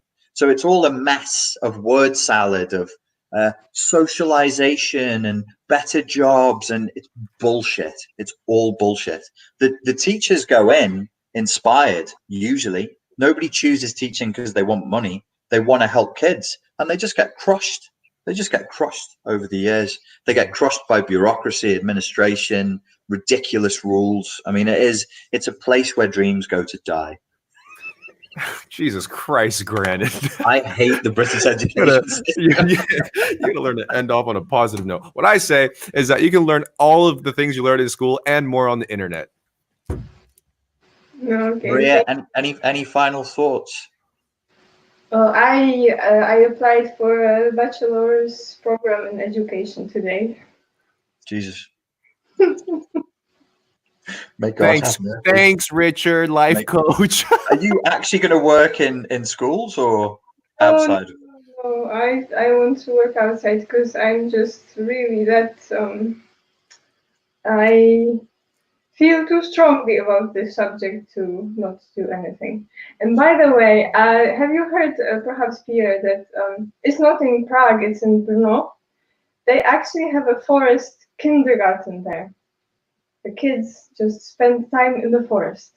What? Really? Yes, you can check it out. Okay, I'll check that out. That sounds interesting. It's like elf school or something like that? A club. Okay, I'll check that out. Maria, and actually it only has 2 syllables, so it's Maria. Maria. Okay, thanks, guys. Check it out. Cheers, Maria. See you later. See you later. I said it the wrong way. Maria. Cheers, Maria. But it's Forest Maria. Oh wait, it's too late for me to join the forest kindergarten, huh? Yeah, no, you shouldn't go there. Oh, it looks so fun. Look at that. It does look fun. Hi, Haley. Hi, Haley again. How are you guys? Cool. Thank you. How are you doing? Good. Sorry. So on the thing of like people being able to find out who you are and your data, a few years ago I was working for a company and they needed to find out pretty much like background checks. And there was this one system that like if you knew someone's name or even knew their social, you could find out their whole friend group, like who they were attached to, their friend group, who they were attached to, if they had criminal records and all their bullshit. And it cost like $3,000 a month. But boy, if you wanted someone's information, you can find it. When you said it cost $3,000 a month, it was like a service that you could log into, put in somebody's social security number, and it would do it for you. Yeah, it does all of it for you. It says if they have any past bills, you can get their credit report. You can literally get everything on someone, like their emails, their phone numbers, past addresses. It was insane. The guy showed me, like, he's like, oh, we're going to do, someone who you wanted to run a background check on. I didn't know this guy. They took his information and showed me all of it. And I was like, I don't need to see this. I don't want to see this. That means someone can see this about me if they want. That's really insane. I want to ask both of you guys this and everybody in the chat. When you were applying for jobs and working at a job, were you required to get a fingerprint at this third party thing, and then they'll check your records? I've had to do that multiple times with the jobs that I applied for. That's America, I don't know, baby. I'm a receptionist. Maybe I'm not, high grade enough to have my fingerprint taken. Okay, so I'm looking at the chat. You have some yes and some no. But what I found fascinating, because this was normal for me growing up in California, where the hiring process was so, let's just say, dystopian and heavily surveillanced, like all this technology, fingerprint, they check, like you said, enter your social security, like extreme background check, maybe a social media audit. When I was within the first few months of here in Prague, I just knew somebody who worked at this jean store, and then he was like, "Oh, just work over the weekend," and I'm like, "What? I don't need to sign anything. I don't need to like. Are you sure? Like, oh, just come over. We're just gonna give you some money over the Christmas. What? Wait, I don't have to sign anything. No fingerprint. No social media audit. So I was really, really surprised that actually the normal way to get hired doesn't require a total eye scan. Yeah. Oh, that's creepy. It's scary, isn't it, when you realize that there is money out there to be made from harvesting people's data. Back in 2003, I realized I'd signed up for something with the local council, and then I was getting loads of marketing letters coming to my door, and I found out that it's legal here. It probably is in America as well. When local government bodies procure your data, they then sell that data on to marketing companies, who then sell it on to window cleaners, to local burger bars. And I was like, what the fuck? You're selling you're the government. How do you sell my information to local business? It's totally legal, totally above board. It's just one way of them gathering revenue, because apparently tax is not enough. Yeah, if you started using cash, your ads in Google and stuff, they would totally change, because they wouldn't know what you buy. Whenever you use your card, there's that electronic trail of what you're buying. So then they're like, oh, hey, you like these shoes? You want some more shoes? How about some socks to go with your shoes? It's wild. We have no control over our own data. And I think that's the scariest part, is if you consent to someone knowing your data, that's different. But when it's just out in the ether, and we don't have the control, and we don't have the option to have the control, and they don't want us to have the control, obviously, because that's money for all these corporations and businesses. But it's just sketchy. Yeah, very sketchy. Well, it was good talking to you, Haley. You too. Have a good week, guys. Bye. Cheers. Speak to you again. Did I tell you that I went through a period on Facebook where Facebook adverts thought that I was a Muslim lady? What? It was for about 6 months. It kept on offering me like how the niqab I would wear for my wedding. Here's some beautiful niqabs. Here's a Muslim dating site. Isn't it time you found a nice Muslim man to marry? And I was like, what glitch in the code?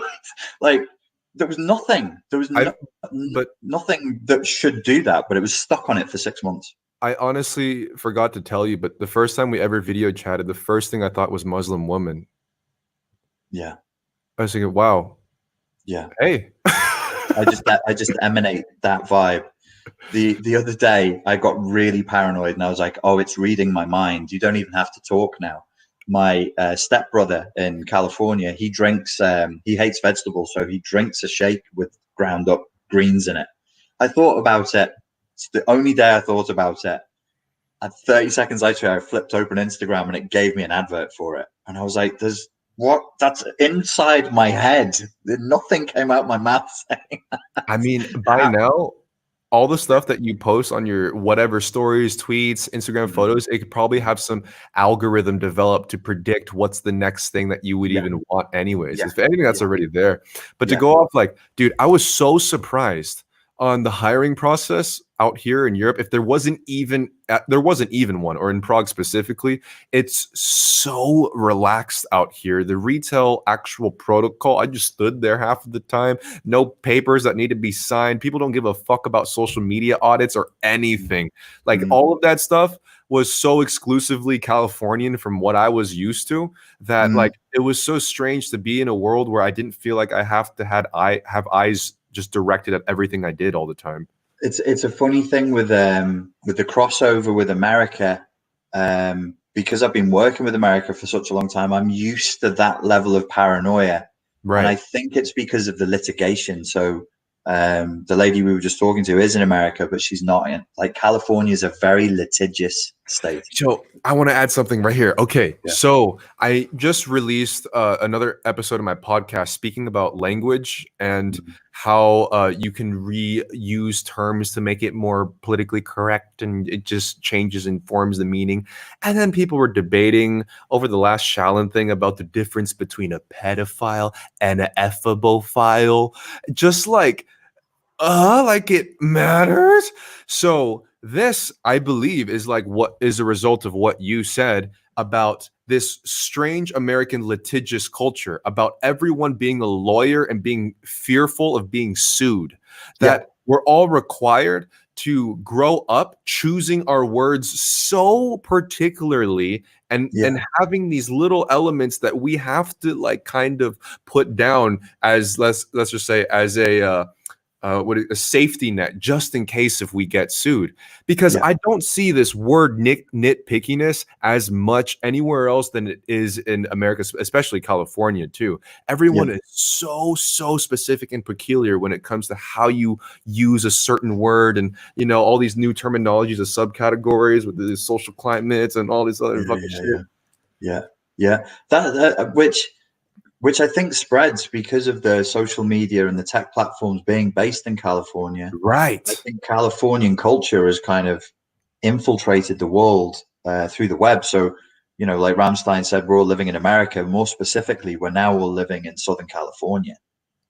Yeah, that's a very interesting point. All of these tech startups started with that heavily wordy culture, and then all the influencers live next to this tech startup, so then they can just go next door to LA, and then they work together, and then they get famous all over the globe, and then now you're seeing random terms that just have to be used, otherwise you're going to get arrested or you're going to get canceled or whatever the hell. Deplatformed, spanked, and your nipples twisted. Because you've been naughty. So we got Nick, you're on. Nick. I read this whole book. I've read this whole entire book. I promised every page. No. What, 2 pages? 2 pages, actually. Nice. I'm high energy today, so too much Coca-Cola. Might have been Coke. I'm not sure. Maybe the Coke. So a couple of thoughts here. Get centered. I'm kind of wondering about the correlation between NPD and criminal-minded behavior, criminality, because what I see that both with the narcissist and with the criminal wants complete control of the narrative of reality, to basically keep everybody locked down rigidly, whereas the criminal wants complete freedom of movement for themselves. And I've noticed also with the cancel culture and this, tracking people's data and all this other stuff, what I've noticed is the criminal, likewise the NPD, will hold in cancel culture, will hold someone to something that they did 20, 30 years ago and then want to punish them now for it. Like for me, example, I've been canceled. I'm unemployable. I'm a pariah. Yay. And before I forget, thank you, Richard, for that one video on the Dark 9 things or whatever. I took the long version of the test. It actually would have helped me get rid of some of my anxiety, because I'm not a big a-hole as I thought I was. Because the thing of it is in cancel culture in our society. Wait a second, dude. What was your prior that means that you're unemployable now? I'm unemployable because I've been canceled because of cancel culture. If you Google my name on YouTube, this becomes to my question. Because the thing of it is people are going to look on paper. There's going to be a lot of people who look like they're just absolutely horrific people, and it's going to be because they've got student debt, or they've got a criminal record, or they've got bad work history or whatever. There's going to be a situation in my mind. There's going to be a situation in which people in a certain social status are not allowed to move up. What did you do, Raymond? What did you do? What did you do, Nick? Tell us. We won't judge you. I did a video in 2005 where I said the word Christ, me, is a title, and therefore anybody can be a Christ, just like anybody can be a Buddha. And then I clowned the nihilistic Marxist atheists who disagreed with that. And this is ancient history, but I still have 3 haters who have stalked me since 2005. Nobody believes it. It's so fucking ridiculous. Okay, but how does that make you unemployable, dude? I honestly, if I'm going to be as narcissistic as I could, I think it makes me a god in their eyes. Well, at the very least, it pissed them off unbelievably, and that kind of excites me. I like that. But they've gotten too good at, I need to get better at. So I'm kind of also wondering, in order to beat the cancel culture, in order to have any kind of like reliable income or whatever, I probably need to put out more quality content, which I'm too damn lazy, and I'm not doing that. But it's interesting because I think the cancel culture, if you look at what China's doing with the social media apps, with the they've got like an app which if you're around people who have debts, it'll actually ring up on your phone, so you can sit there and see who's got a debt, how much they owe. You can, all this social credit score, debt credit score. There's actually people in China who've had low credit scores because they protested against the government and they went missing. It's crazy, and I'm really concerned about our society potentially moving into that communist authoritarian route. Because already, if you're a felon, you are pretty much unemployable. A lot of apartment complexes won't rent to you if you've got a criminal record. People who, even if somebody's get put in prison for just a couple of ounces of weed in some states, you get put in prison. Well, then you're a felon. Man, and then was it really just coke that you drank before you came on? I know I'm machine gun talk style, so do you still have a YouTube channel, Nick? Huh? Do you still have a YouTube channel? I've just got Nick Bravo as my channel, but Nick Bravo. So that's where people can go and check you out. Yeah, awesome. I need to be more serious about my quality content. I'm trying to become more professional, but I need to figure out the. We have a queue of people waiting to land like planes. I know, and I can talk for hours. So yeah. So if you have a final thought that you'd like to wrap with, and then we're gonna. Just what, in your opinion, is the correlation between criminality and NPD? Oh, there's literature out there written on that. If you go to Google Scholar and put in narcissism and criminality, you'll get information. What the American Psychiatric Association defines as a psychopath is the average American criminal. Oh. The world's definition of what a psychopath is from America, and it's from the American penal system. That's how it was developed. So there is a correlation between narcissism and psychopathy. As you said, criminality, you're right. And that is a very, very dangerous combination. A narcissist and a psychopath combined is extremely dangerous, and those are the times that we're living in, the times of narcissistic psychopathy. Yeah, because I've got one, the narc who used me as a pawn in a real estate fraud scheme. He's still doing it. He's a narc. He's a whatever. And I mean, he's even stalking me on YouTube and Google, which it's just amazing how I'm a nobody, and these people are like stalking me because I'm so fucking important to them. It's like, if I look at it in the right way, it's kind of a fucking high. Well, Nick, on that note, we're going to leave it on a high note, as they say, and it has been very high.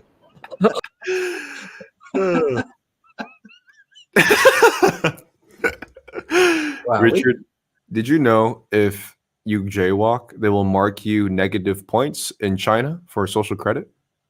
No, I didn't know that. If you jaywalk, they'll mark you down for social credit, and then they'll have CCTV to take pictures of your face and then post it on billboards. Wow, man. It's fun stuff. You can be famous. It's the future of our civilization. Cass, are you ready? Cass is jumping in. Hey. Hi, how are you doing? Good. So you were talking about the end of times, right? And I was wondering what kind of signs or like what kind of collapse will we see before the new? Because, you know, before you can have new, there's destruction and rebirth. Like you see that in a lot of mythology. So I was wondering, will it be gradual? Will there be something like not like a Big Bang type situation, or I don't know. Well, I would hope. What I'm hoping for, what I'm angling towards, is that to have a period of great social change without a period of great death and destruction and pain. But historically, it's always been great death, destruction, and pain. I think we've suffered enough. I think we can make big changes now without that. I think the situation that we're looking at right now, where we're being offered a kind of soft tyranny, I don't think it's going to require that we drag politicians from their beds and cut their heads off as they did in ancient days. We just need to resist. Mm. The question is, are we so fucking lazy now and so indoctrinated that we can even resist? And when I say resist, I mean just don't go along with it. It's not like we have to take up arms like they did in World War II, like my grandfather did, and get in a plane and go and, you know, fight with Japanese fighters and German. I don't have to do anything that brave. I just have to go, no, that's it. That's my war. It's really shit, but it's shit. But the positive side of it is, hopefully there won't be a lot of carnage. It will be a quiet war. Yeah, what I think is the same as Richard, but to specify what I think is what's going to happen is the whole microchipping thing. That's going to be one of the, I think, where the pendulum starts swinging the other way when we realize, okay, maybe we shouldn't just implement every single aspect of technology in our bodies. So that's going to create some, let's just say, forwards movement or a rebound on that. And then when the economy starts kind of collapsing slowly, I think we'll look at money differently, and then a lot of governments would have to figure out a different way to implement money in society. That's going to be a definite change as well. And then I had one more as well, but I think it's not gonna be a murderous war. I don't think so.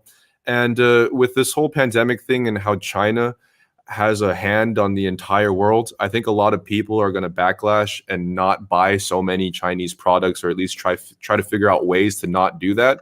And because of that, it's definitely going to shift a lot of how we run society in terms of how we view, I think, consumerism, purchasing from China, technology integration, economic collapse, all of these things. But I don't actually think any kind of big war or like explosions are going to happen. I hope not, at least. Yeah. It kind of worries me because like people are lazy. Well, for the majority of part, people will always do what's convenient for them. And like the biggest example I can think right now is that right now we're doing online schooling, and we have 8 classes. For each class, we have 2 lessons, and teachers and students are complaining about how it's too much.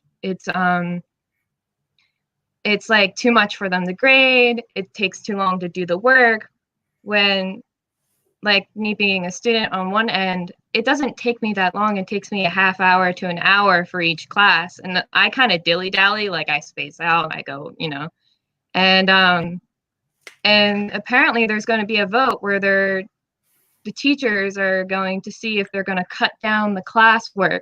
And so it's like easier. So people like don't have to do as much. And I'm just like, it just makes me mad because I'm like, are you trying to make us stupid? Because like your purpose is school. You're supposed to teach us. You're supposed to help us learn.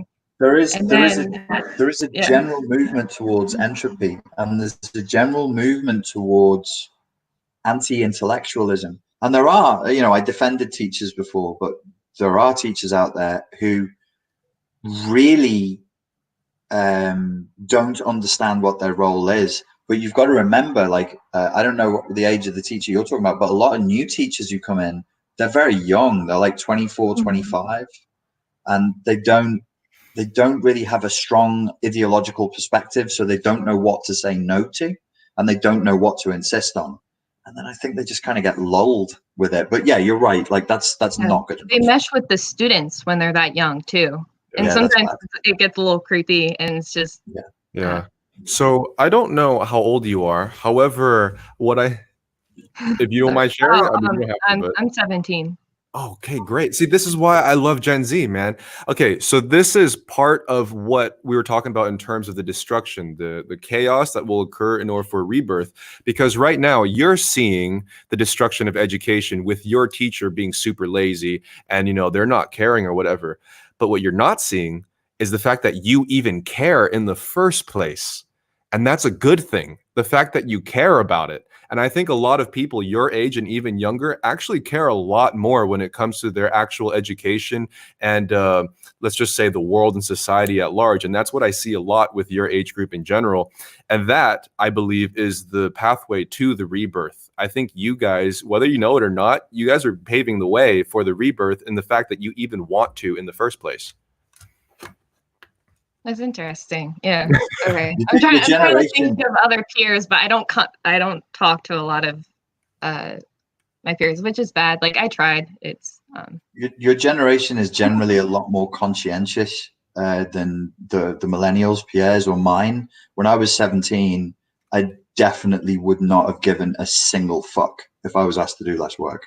I just would have been like, "That's fantastic, great." Like, I'm aware of like targeting a niche and an echo chamber, but I mean, from my own platform, I have a decent portion that are about your age and maybe a little older, a little younger, but they are all very conscientious. They're all very aware and they want to try to do better and they want a better education and they want to do good. And just take my word from what I've seen on my own platform. I know it's a small sample size, but just to see that sheer amount gives me a lot of hope. So you're a part of the solution, and I guarantee it. Oh, thank you. You guys are great too. That's why I watch you. I don't watch a lot of YouTube, and the stuff that you guys put out it's really good. It's really meaningful and impactful. So thank you very much, guys. Appreciate that. Hopefully speak to you again. Yeah, you too. Thank you. Have a nice day. See you later. Thank you. Cool. Dude, the younger generation, man, I'm telling you, they're great. I know. It's pretty consistent, right? Like how many times have we had a young person like come up and they're like super woke? yeah.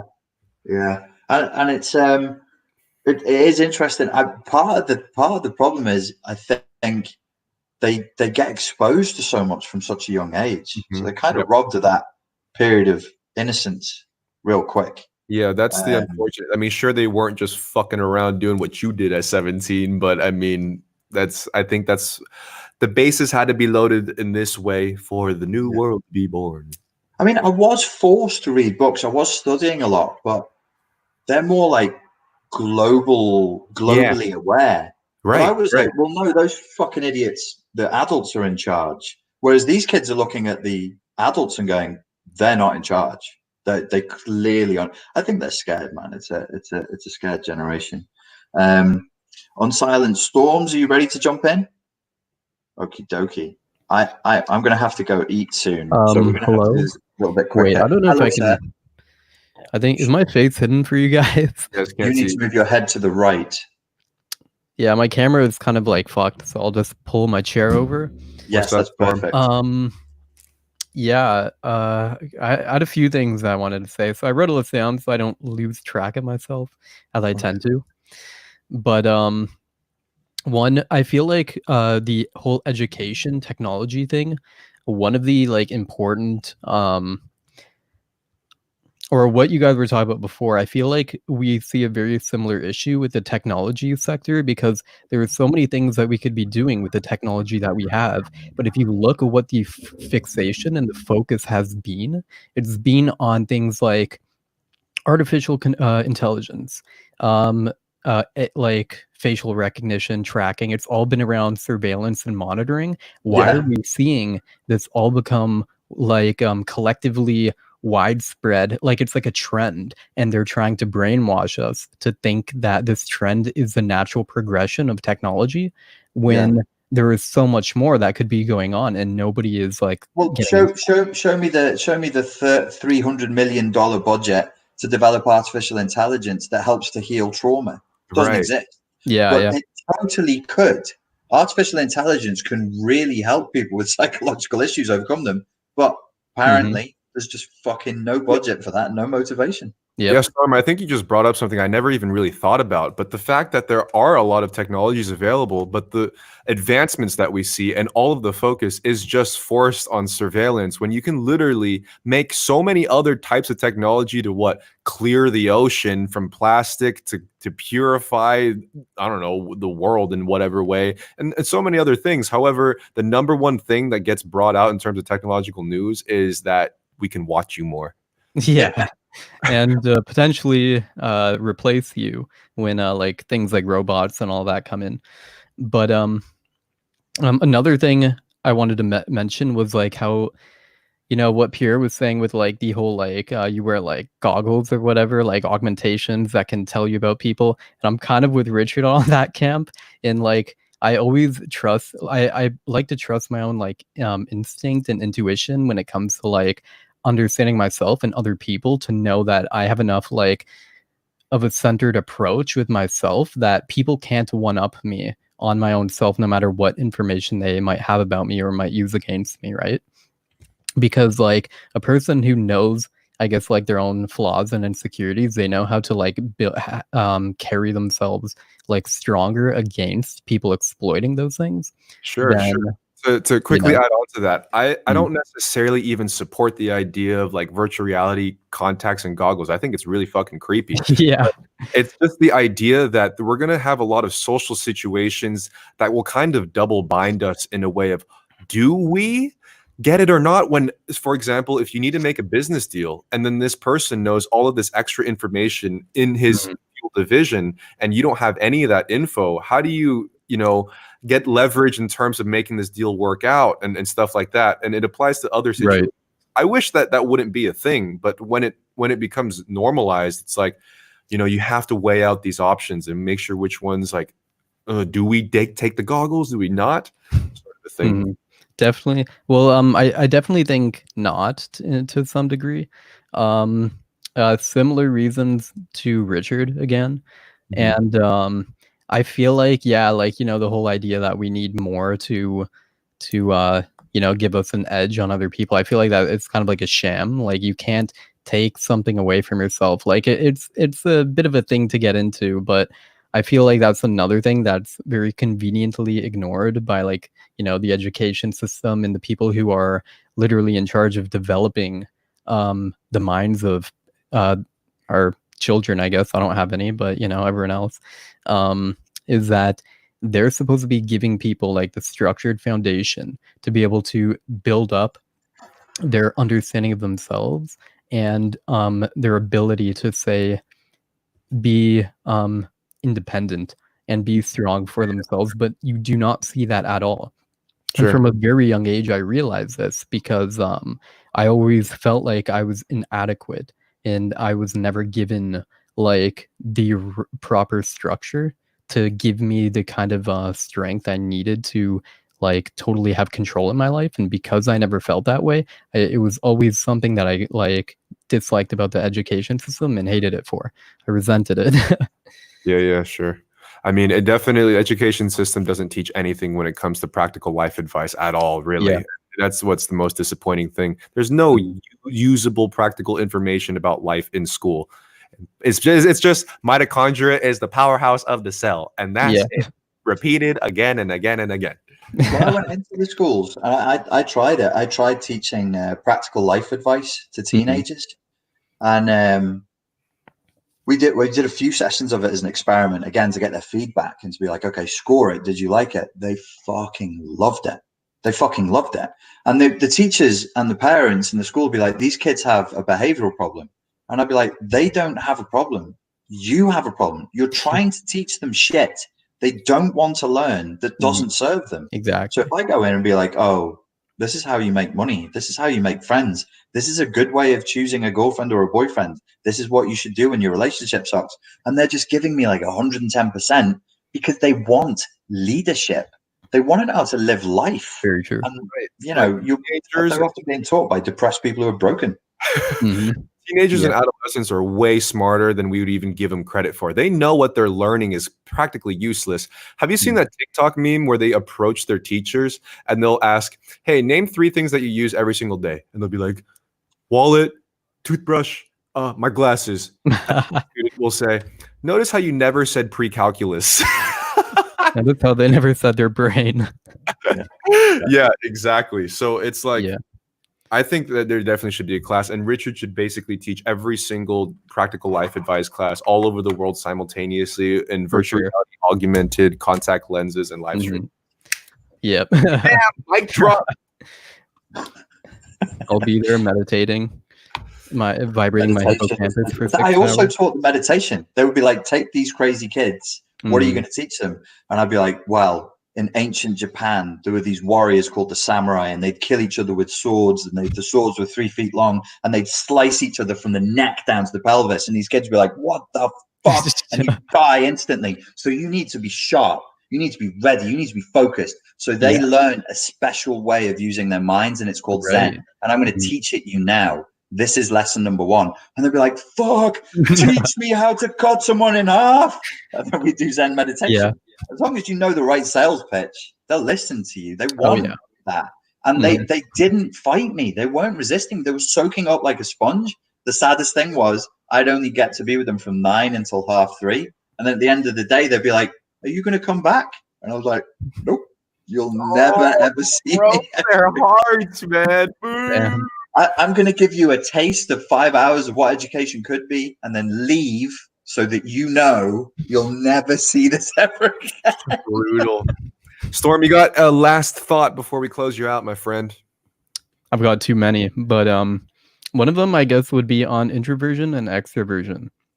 Now, this is something I argued with one of my, I don't know, some place I went, some girl was talking to everyone about introversion, extroversion, and like I kind of have like this internal running theory that, you know, no one is truly introverted or extroverted, but rather we have introverted qualities in places where we have like lack confidence in, and then we have extroverted qualities in places where we feel stronger. And for example, introverted people can be very extroverted in an environment where they feel comfortable around a group of friends that they feel comfortable around. So is it an issue that maybe when people are not reaching that level of extroversion in another situation, that there's something about it that makes them feel, I guess, inefficient, or not inefficient, but like they don't know how to add value to that situation to kind of pull themselves into it. You know what I mean?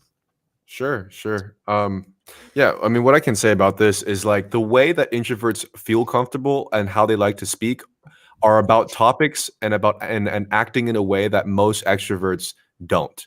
So, for example, when you get a group of extroverts together, they're, I mean, stereotypically what? They're just getting like shit-faced and they're talking about how they bang someone, and just like a bunch of shit, where introverts would feel more comfortable speaking about literature or whatever the fuck else with your friends and feel more comfortable in that sense.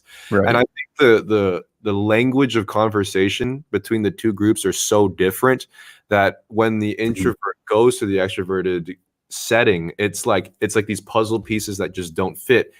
even though they can be more sociable, the introvert, it's just they need to be in the right puzzle, if that makes sense. Fair.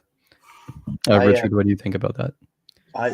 Do you know it's Jung that came up with the idea of introversion and extroversion? No, I didn't. Yeah, it's a Jungian concept, and when this issue comes up, it strikes at the core of psychology. Like, to use modern rough parlance, he pulled it right out of his ass. It doesn't mean anything beyond what Jung observed in people. Right. And I'm not saying that makes it a useless model, but it's not scientific. It's not like, oh, there's a blood type over here, there's blood type over there. And I think it's a relatively useful model. I nearly said relatively useless. I don't believe that. I think it's relatively useful, but I don't put much stock in it, because I agree with you. You're one thing in one situation and another somewhere else. But this points to a problem at the heart of psychology. It assumes that people are formed and fixed. And I don't believe that. I don't believe that. I think we change, we adapt, we move. I'm an introvert. Is it a coincidence that I was raised in a very abusive household where my privacy was constantly invaded and my boundaries were broken? Right. And then I grow up into an adult and I'm like, I like peace and quiet. Well, that's a fucking, wonder why that could be. Do you know what I mean? You start, it's your experiences that mold who you are. I'm not saying there isn't a genetic factor in personality. I'm sure there is. We haven't found any scientific proof for it yet, but we possibly will. So I don't generally talk, when Pierre raised extroversion before, that's why I kind of shifted it to narcissism, because I think that's in terms of cataloging, if we're going to catalog different personality attributes, I think it's more useful because we can plot the timeline of narcissism. We can say, this is where it starts, this is how it forms, this is how it functions. With introversion, we can't. It's just a given. It's like, oh, you're an introvert, like you have blue eyes. I mean, it's a given. So yeah, I agree with the idea that you can be introverted in one scenario and extroverted. Yeah, because recently I've been in both places. Like most people think of me as a pretty introverted person, or they would expect that of me, but I'm actually pretty extroverted. I was always good at connecting with new people. And after I went through some very unfortunate, I guess, order of events, I started to kind of fall into a very darker place. And upon that, I started getting very more introverted tendencies that I was building on based off of more traumatic aversions from certain situations that I used to never have an issue with. Yeah. So, well, if we change it, so let's say psychology is a philosophy, and not only is psychology philosophy, but it's for philosopher poets, right? So I'm going to change it to people who prefer to be in the safety of the cave and people who are comfortable in the risk of being outside the cave in the sunlight. So at different points in your life, you're going to be more cave, and then you're going to be more sunlight. One is more protected and you're safer, but you can't really find a mate in there. You can't really sort of expand and be everything you could be. So in other parts of your life, you're sunlight. Sometimes you're sunlight, sometimes you're cave. In Chinese philosophy, that would be yang. You're out in the sun, and you're yin. You're in the cave. I think that, because we can then trace, there's a sort of what's that called in disease? Is it pathology, where a disease comes from? Is that called epidemiology or pathology? But you can trace. It's not epidemiology, but I think it might be pathology. I'm not sure. So it's always going to be more useful if the model has time factored into it and experience. So I think it is pathology. So in that model where we say cave versus sunlight, yin versus yang, there's a pathology to it. Then it's more functional. Just extrovert or just introvert, I'm like, damn, that could be a mood. I might just hit an extrovert mood. Stick a couple of margaritas in me, put on some 90s hip hop, give me my mate Pierre to have a little bit of a dance with, and suddenly I'm an extrovert. Yeah. All right. Well, I'll drop out now. Thank you, sir. Yeah, hope you guys. Yeah. Hope you guys enjoy the rest of your days. Cheers, see you. Take care. And to quickly go off on that, my friend, when it comes to introversion, extroversion, even personality models like Myers-Briggs and astrology and stuff, I all take that with a fairly what's the saying? A grain of salt. I feel like it just works as a really good template just to loosely base a person's pattern of behaviors. Like, I agree, it shouldn't be just like this locked form in terms of like your personality is Aquarius or Pisces, and like you just have 4 letters and you can't get out of it. It's just a good way to have some sort of anchor to see a certain behavior pattern from a person. But in the end, it's just pretty loose. Well, so somebody mentioned in the comments that I'd tagged myself as ENTP. What actually happened is in 2014, people were badgering me to do the Myers-Briggs test, which was, people say it's Jungian, but Jungian was dead. Jung was dead when that test was developed. It was two lady psychologists. They ran with Jungian concepts and they created the Myers-Briggs test based on Jung, but it's not Jungian. He didn't have a part in it. And based on that test, I was ENTP.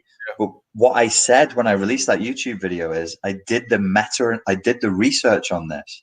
And when people went back and tested them again, tested groups of subjects again, the difference could be as much as 50% inside of 6 months. So you could slide across their spectrum by a half inside of half a year. I mean, it's wild. We actually have the same Myers-Briggs. We're both ENTP, but heavily balanced between introverted and extroverted. Yeah, we're both ENTP. E stands for extroversion, but I think we're also both within the center line of E and I. Okay, that's interesting. Yeah, I guess a lot of YouTube types probably would be. No, there's a performer type, like but that's not ENTP. ENTP is known to be the visionary / debater / inventor types. I'm definitely a masturbator. I was waiting for you to say that. It's just cheesy English humor. I'm at that age. I'm predictable, mate. Man. Chlorinated. How are you doing? Flip. Hello. Hi, can you hear me? Just about, but it's very quiet. Oh no. There we go. Can you see me? Better. No, I can hear you just fine. Is that okay? Much better now. Your mouth is closer to the mic. Yeah. Hi. Hello. I can't hear you. Oh, you can't hear us? It sucks to be you, bro. Okay, now I can. Sorry, I can hear you now. Is that okay? Good. Do you have a question? I think there's a lag. Sorry, I think there's a lag. There must be a lag because, When I speak, is it in sync with my mouth? No, it's in sync, but it takes a while to get it. Okay. Let's just take turns. So go ahead and just say exactly what you need to say, and then we'll wait until you finish, and then we'll go. Okay, awesome. So I just wanted to ask you guys about your thoughts on using dreams to process trauma and things that have happened in the past to you, and whether you think that that's a cool way of trying to process things. Because I've tried to do that recently, not lucid dreaming, but because I don't want to control the dream, but more just trying to actually remember what my dreams are.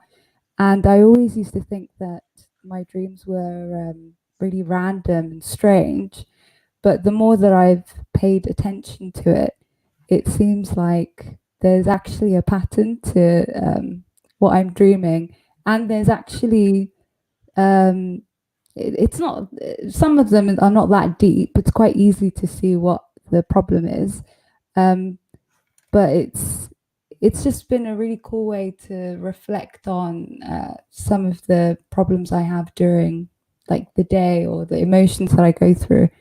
So yeah, I never took it seriously, but I feel like it's a great alternative to actually taking hallucinogens, I guess, and drugs and getting into that state of mind. So what do you guys think? Me or you first? You go. You go. You're silly. I'm sorry. I'm getting distracted. Okay, so my idea with dreams is that I think dreams are heavily abstract, and it's really hard to say that there's a concrete meaning behind an object in a dream. For example, like if you see the sun, like you buy a dream book and it tells you that the sun means this. I don't think it necessarily works like that, because the images that you see in dreams is so extremely subjective that I don't think it's fully reasonable to have a concrete meaning behind it.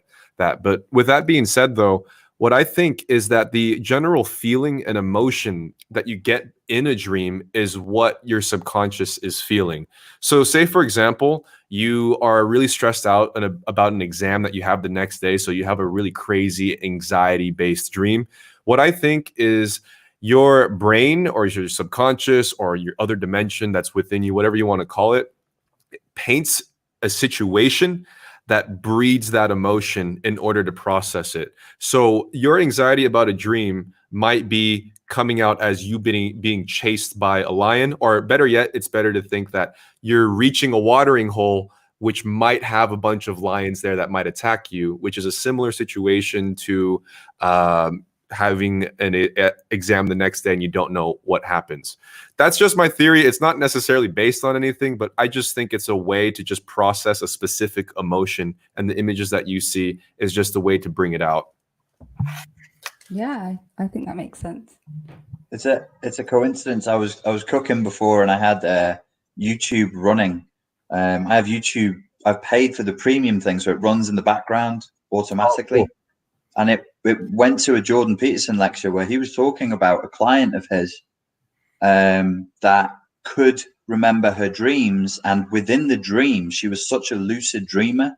She could ask the symbols of the dream what they represented, and they would tell her within the dream. And then he went on to say, it didn't do her much good, though. She was really mentally ill.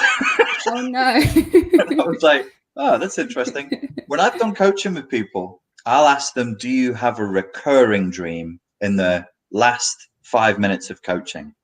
And it's like icing on the cake.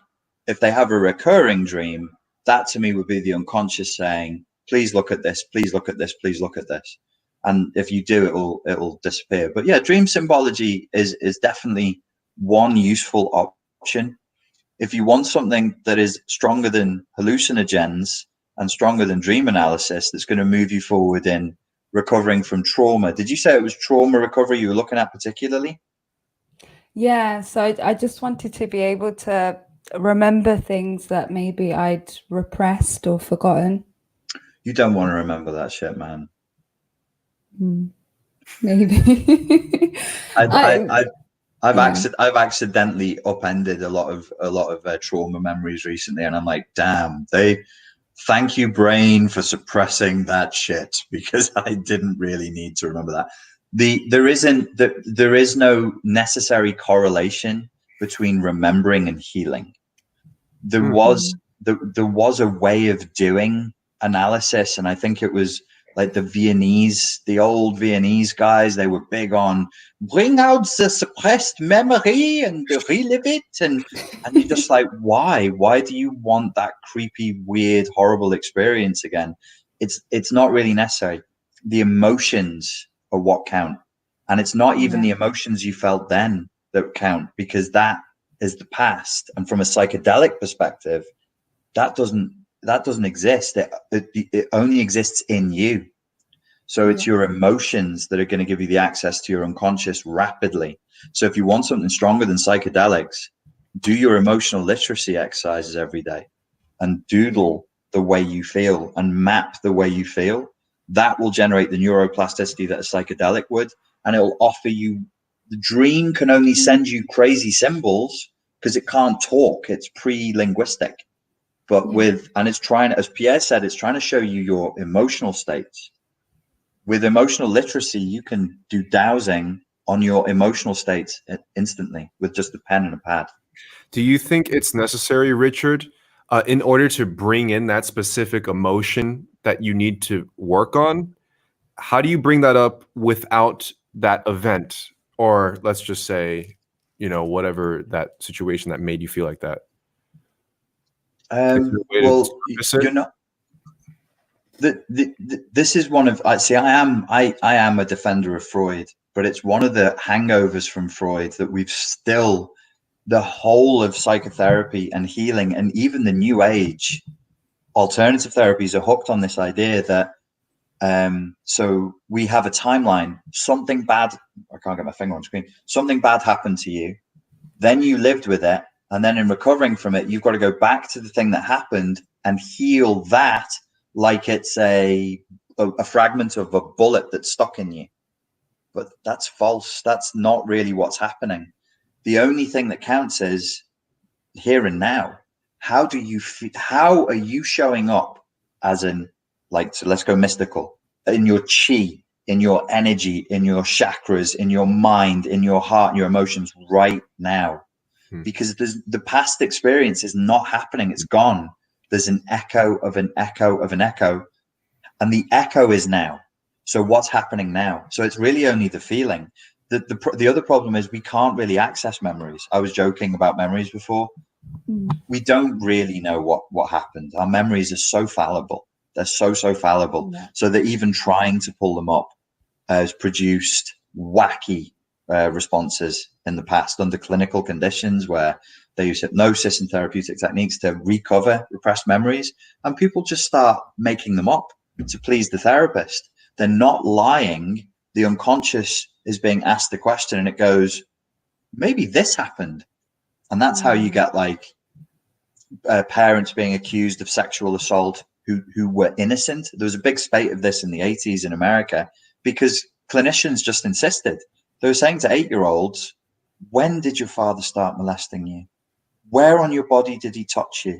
And the 8-year-old's going, oh, well, apparently this adult is telling me that another adult has done this.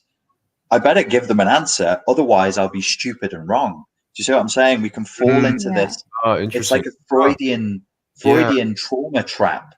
Adler was dead against it. That's why Adler and Freud fell out in 1912. They were colleagues. And Adler was like, this is going to keep people locked into their past and into their pain. And he was right. He was right. And even I'm guilty of this. Even my work and the systems I've developed are infused with this ideology that's past focused, that's trauma based. It's actually wrong. It's not necessary. Did it help you? Yeah, it did help me. It's given me a lot to think about. But I don't know. I still feel like there's something to be gained from, because okay, I'll give you an example. I know it sounds silly, but I got kind of depressed recently because my bathroom wasn't clean. I know that sounds really daft, but it was actually making me really upset, and I couldn't work out why I was feeling such a strong emotion based on just like the bathroom not being clean. And then I had a dream that I live away from home, but I had a dream that my mother was coming and she was flying over, and I was like, oh shit, I have to like pick her up from the airport, but the bathroom isn't clean. And I was like, oh no, I have to get home before she does so that I can clean the bathroom. And it, like, the dream seemed really silly. And then I guess like when I woke up from the dream and I thought about it after a while, I was like, oh, okay, maybe the reason why I feel such a strong reaction to the bathroom or anything like that is because it's like the expectations that my parents had of me growing up, and maybe I'm like placing too much emphasis on what they view on about me, and maybe I'm internalizing that, and I'm thinking, oh, I'm such a failure as an adult because I can't do this thing that my mom expects me to do or whatever. So I don't know, it just helped me to kind of piece together why I felt the way I did during the day. It's definitely going to help. It totally makes sense, and it's not daft. Like I'm working with people with CPTSD every day. That's a very standard story. I would just say that there are different methods to arrive at that conclusion that would be faster for you. But the dream psychology, the dream analysis is for sure going to help you. Yeah, and in this particular case, I think some dreams are way more obvious than others. And in this case, it's very concrete. I mean, it has to do with your family, I think, and how you were raised in terms of, let's just say, upkeep of the bathroom in the most metaphorical sense as well. So take that what you will, but I definitely think there's a link there. Yeah. Well, thank you so much, guys. That was No really problem helpful. at all. No problem. Thanks for coming on. Thank you. Bye. Yeah. For those of you who haven't seen it, I have a new YouTube channel called Fortress Mental Health Protection System, and that lays out complex post-traumatic stress disorder from the bottom up, and it's deliberately been designed so that it matches the way I would have taught it to 16-year-olds in school. So there's no jokes, there's no meandering stories, there's no technical language. It's super straight. So if you go to Fortress Mental Health, it explains how to resolve issues like the one this lady just mentioned in a very, very direct way. Yeah, and to go on about this particular association, what she would claim as daft, it's not, because I think there's a lot of situations that make your subconscious associate with past trauma. Say, for example, like I knew a girl who was like a excellent classical guitarist, and she never touched it again because somebody, her good friend, her best friend died, and they were both in the music class together and stuff like that. But she can't even look at a guitar nowadays because of that particular situation. So oftentimes, if it's a little tiny thing that you think is small, it's because there's some sort of heavier link in what other way that it might be. Absolutely. We have Dr. Wah is on, and this is our last caller. Hello, Doctor. What's up? Hello. Can you hear me? Good. Yes, we can. Good to have you back. Hello, sir. Today I had a question. It's about my personal mental state. So actually, I have a bit of a survivor's guilt, and I think I am actually a maladjusted person, because I think I am a psychopathic narcissist with some sadistic tendencies, and I'm very intelligent. It's always nice to hear a doctor say that. Hello, I'm a doctor, and I'm a psychopathic narcissist. Oh, and I'm a sadist as well. Yeah, so I'm accepting that, but it's actually helped. I hope your patients can accept it. If they don't know. I'm already worried for you, my friend. But but it helps to me also, and the patient also, because in India, the patient get a swift kick in the butt sometimes. Sometimes physical therapy also helps. Right. So the thing is, like I can't. I'm a perfectionist, and now it was good when it was like some lower classes, but now that the medical whole science is so vast, I can't do it all. Means I have to lose that survival guilt and this perfectionist, because it's hurting me. Means I'm running away from my profession, because I can't be right all the time, and I am afraid that I can hurt people. Sure. So you wanna deal with the perfectionism? Yeah. Any thoughts on dealing with perfectionism, Pierre? Yeah. Just really quick, what perfectionism in where? Like your work, or like with something you make, or like what exactly? It's work, and I don't have any emotions for the patient. I can understand them, I can scan them, but I am a psychopathic narcissist, so I can't. I can hurt them very much, and I don't fear anyone or any person at all. So you're a perfectionist in terms of your work. How does that come out? I treat the patient very good, but I understand the question. Into fields, mainly in the work field, perfectionist in the work field, and also in the sadistic tendencies in my relationships. I don't never call any of my relatives, parents, brothers, or anything. I never call any one of them, because I don't need think them. not calling people qualifies you as a sadist. But it's not sadist, but it's narcissistic, psychopathic, because I don't need them. Do you want to hurt people? Not if they hurt me. Not if they hurt you. No, I have tendency. I'd never hurt people, but I can. Do you feel you have the right to hurt people for your pleasure? No, not for my pleasure. You don't sound like a very much of a narcissistic psychopath with sadistic tendencies to me. You sound like somebody who feels guilty for things that they haven't done. It can be, but it cannot be done. The field is so vast. The patients are so vast. It cannot be done.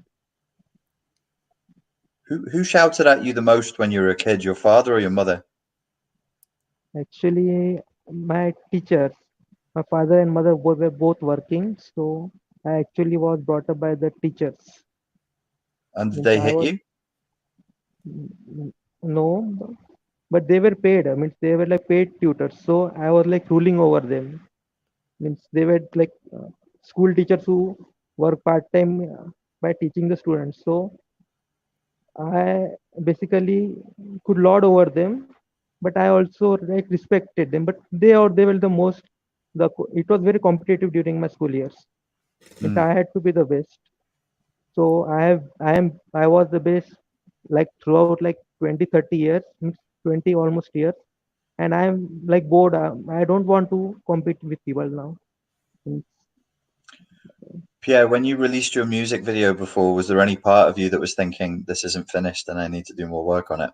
Yeah, so this is what I was trying to gauge, because in terms of the medical field, I don't know how to properly measure perfectionism, because that's a whole different field. If anything, you should be a perfectionist if you're working in medicine, for sure. I mean, you should definitely try your hardest in every way. But in terms of making like music and all this other stuff that I make, it's I learned a lot from actually like punk rock. So this might not really tie in, but I'm going to try to tie it in. So the idea of punk rock is about putting the energy within it, regardless of the end results. So you're trying to translate your effort and how you feel within it without the actual end product being really shiny and clean. And that's the most important part. And I applied that to a lot of what I do by saying, okay, the mistakes, or let's just say the rough edges, is what makes it unique, and it's actually a part of the final product. If you scrub all of those parts clean, then it's no longer yours. It's just going to be like a gray concrete block. In the medicine field, I think you should definitely be a perfectionist, man. Like, I don't know so much about it, but I mean, in terms of what you're working, you should work to have no mistakes whatsoever. In any of your training, did they tell you that you will make mistakes and people will die because of your decisions? Yeah, they told you that. Yeah, we know. Yeah. We don't know that. It's guaranteed, right? People are going to die because you're tired and because you make mistakes. Every doctor has to live with that. So you're already living with that. The perfectionist question is like Pierre was saying, it's our bravery, it's our courage to put things out that will be criticized. So perfectionism is actually a fear of criticism. Mm-hmm. So are we courageous enough to live with the criticism? I asked whether you were being hit or shouted at, because usually people with an intense fear of criticism are raised in abusive environments where the bar is set preposterously high, just so the parent has an excuse to hit. The whole education system in India and my like family, the whole culture is like that. I mean, you have to outperform yourself. Like you have to be like the first, second, or third person. All that was the pressure. It's a whole culture here. Yes. So that cultural brainwashing is what you're fighting, and it's poison because nothing is perfect in this dimension. I've been to other dimensions where there are perfect things, but this one, everything is like, okay. So you have to live with everything being a 7 out of 10 or an 8 out of 10. And that's as good as it gets. And if other people can't live with imperfection, that's their problem because they're in denial of reality. There is a conversation that me and you can have about Indian culture that I can't have in public. Because, I've had Indian clients in Malaysia, many Indian clients. I'm familiar with what can happen in Indian culture, but we can't talk like that in public because I would be in a lot of trouble. But I know what you're talking about. I understand. and I know how invasive it can be. But it is brainwashing. It's poison, and you have to reject it because it's not true. This is an adherence to a totally false reality. There's no such thing as perfect. It doesn't exist. Yes. I think you're doing good enough, Doctor. Thank you for coming on. Cheers. To briefly, quickly go over the perfectionism thing, just to close it out. Do you know about that Japanese teacup ceramic art form called, I think it's kintsugi or something like this? Somebody in the chat, please correct me. But it's basically taking a ceramic teacup, smashing it intentionally, and re-gluing it together with gold adhesive. And you can see the gold cracks within the ceramic cup, and that's what makes the cup special. Kintsugi, that's what it is. And that is basically explaining and symbolizing the idea of embracing imperfection in everyday life. And that's the way that you should view your life. Sure, you should reach to improve and reach an ideal of perfect, but just know that that's impossible. And what makes you unique are your imperfections. That's beautiful. I feel that, man. I feel that. I don't think I have anything stronger than that to close out with. But I think I agree. It's your imperfections. That's what makes you beautiful and lovable. I see you have the toilet paper. It's so big, dude. Check how big this paper towel roll is. This is ideology. Now, you want to show me not just toilet paper, but bigger, the biggest toilet paper or what? It's disgusting. I love it. Can you smoke through your eyeball? Can I smoke through my eyeball? All right, we'll close this out, and I'll take a fat hit out of my eyeball. I hailed it. Oh yeah, that's what people need. They need to see the magic of Pierre smoking through his eyeball. Yeah. Ladies and gentlemen, thank you for your time and for your attention. It's been Rich Grannon and PierreXO, and I'm sure we'll look forward to speaking to you again soon. Bitendo, peace out. Say hi to your mom. She owe me money. Cheerio.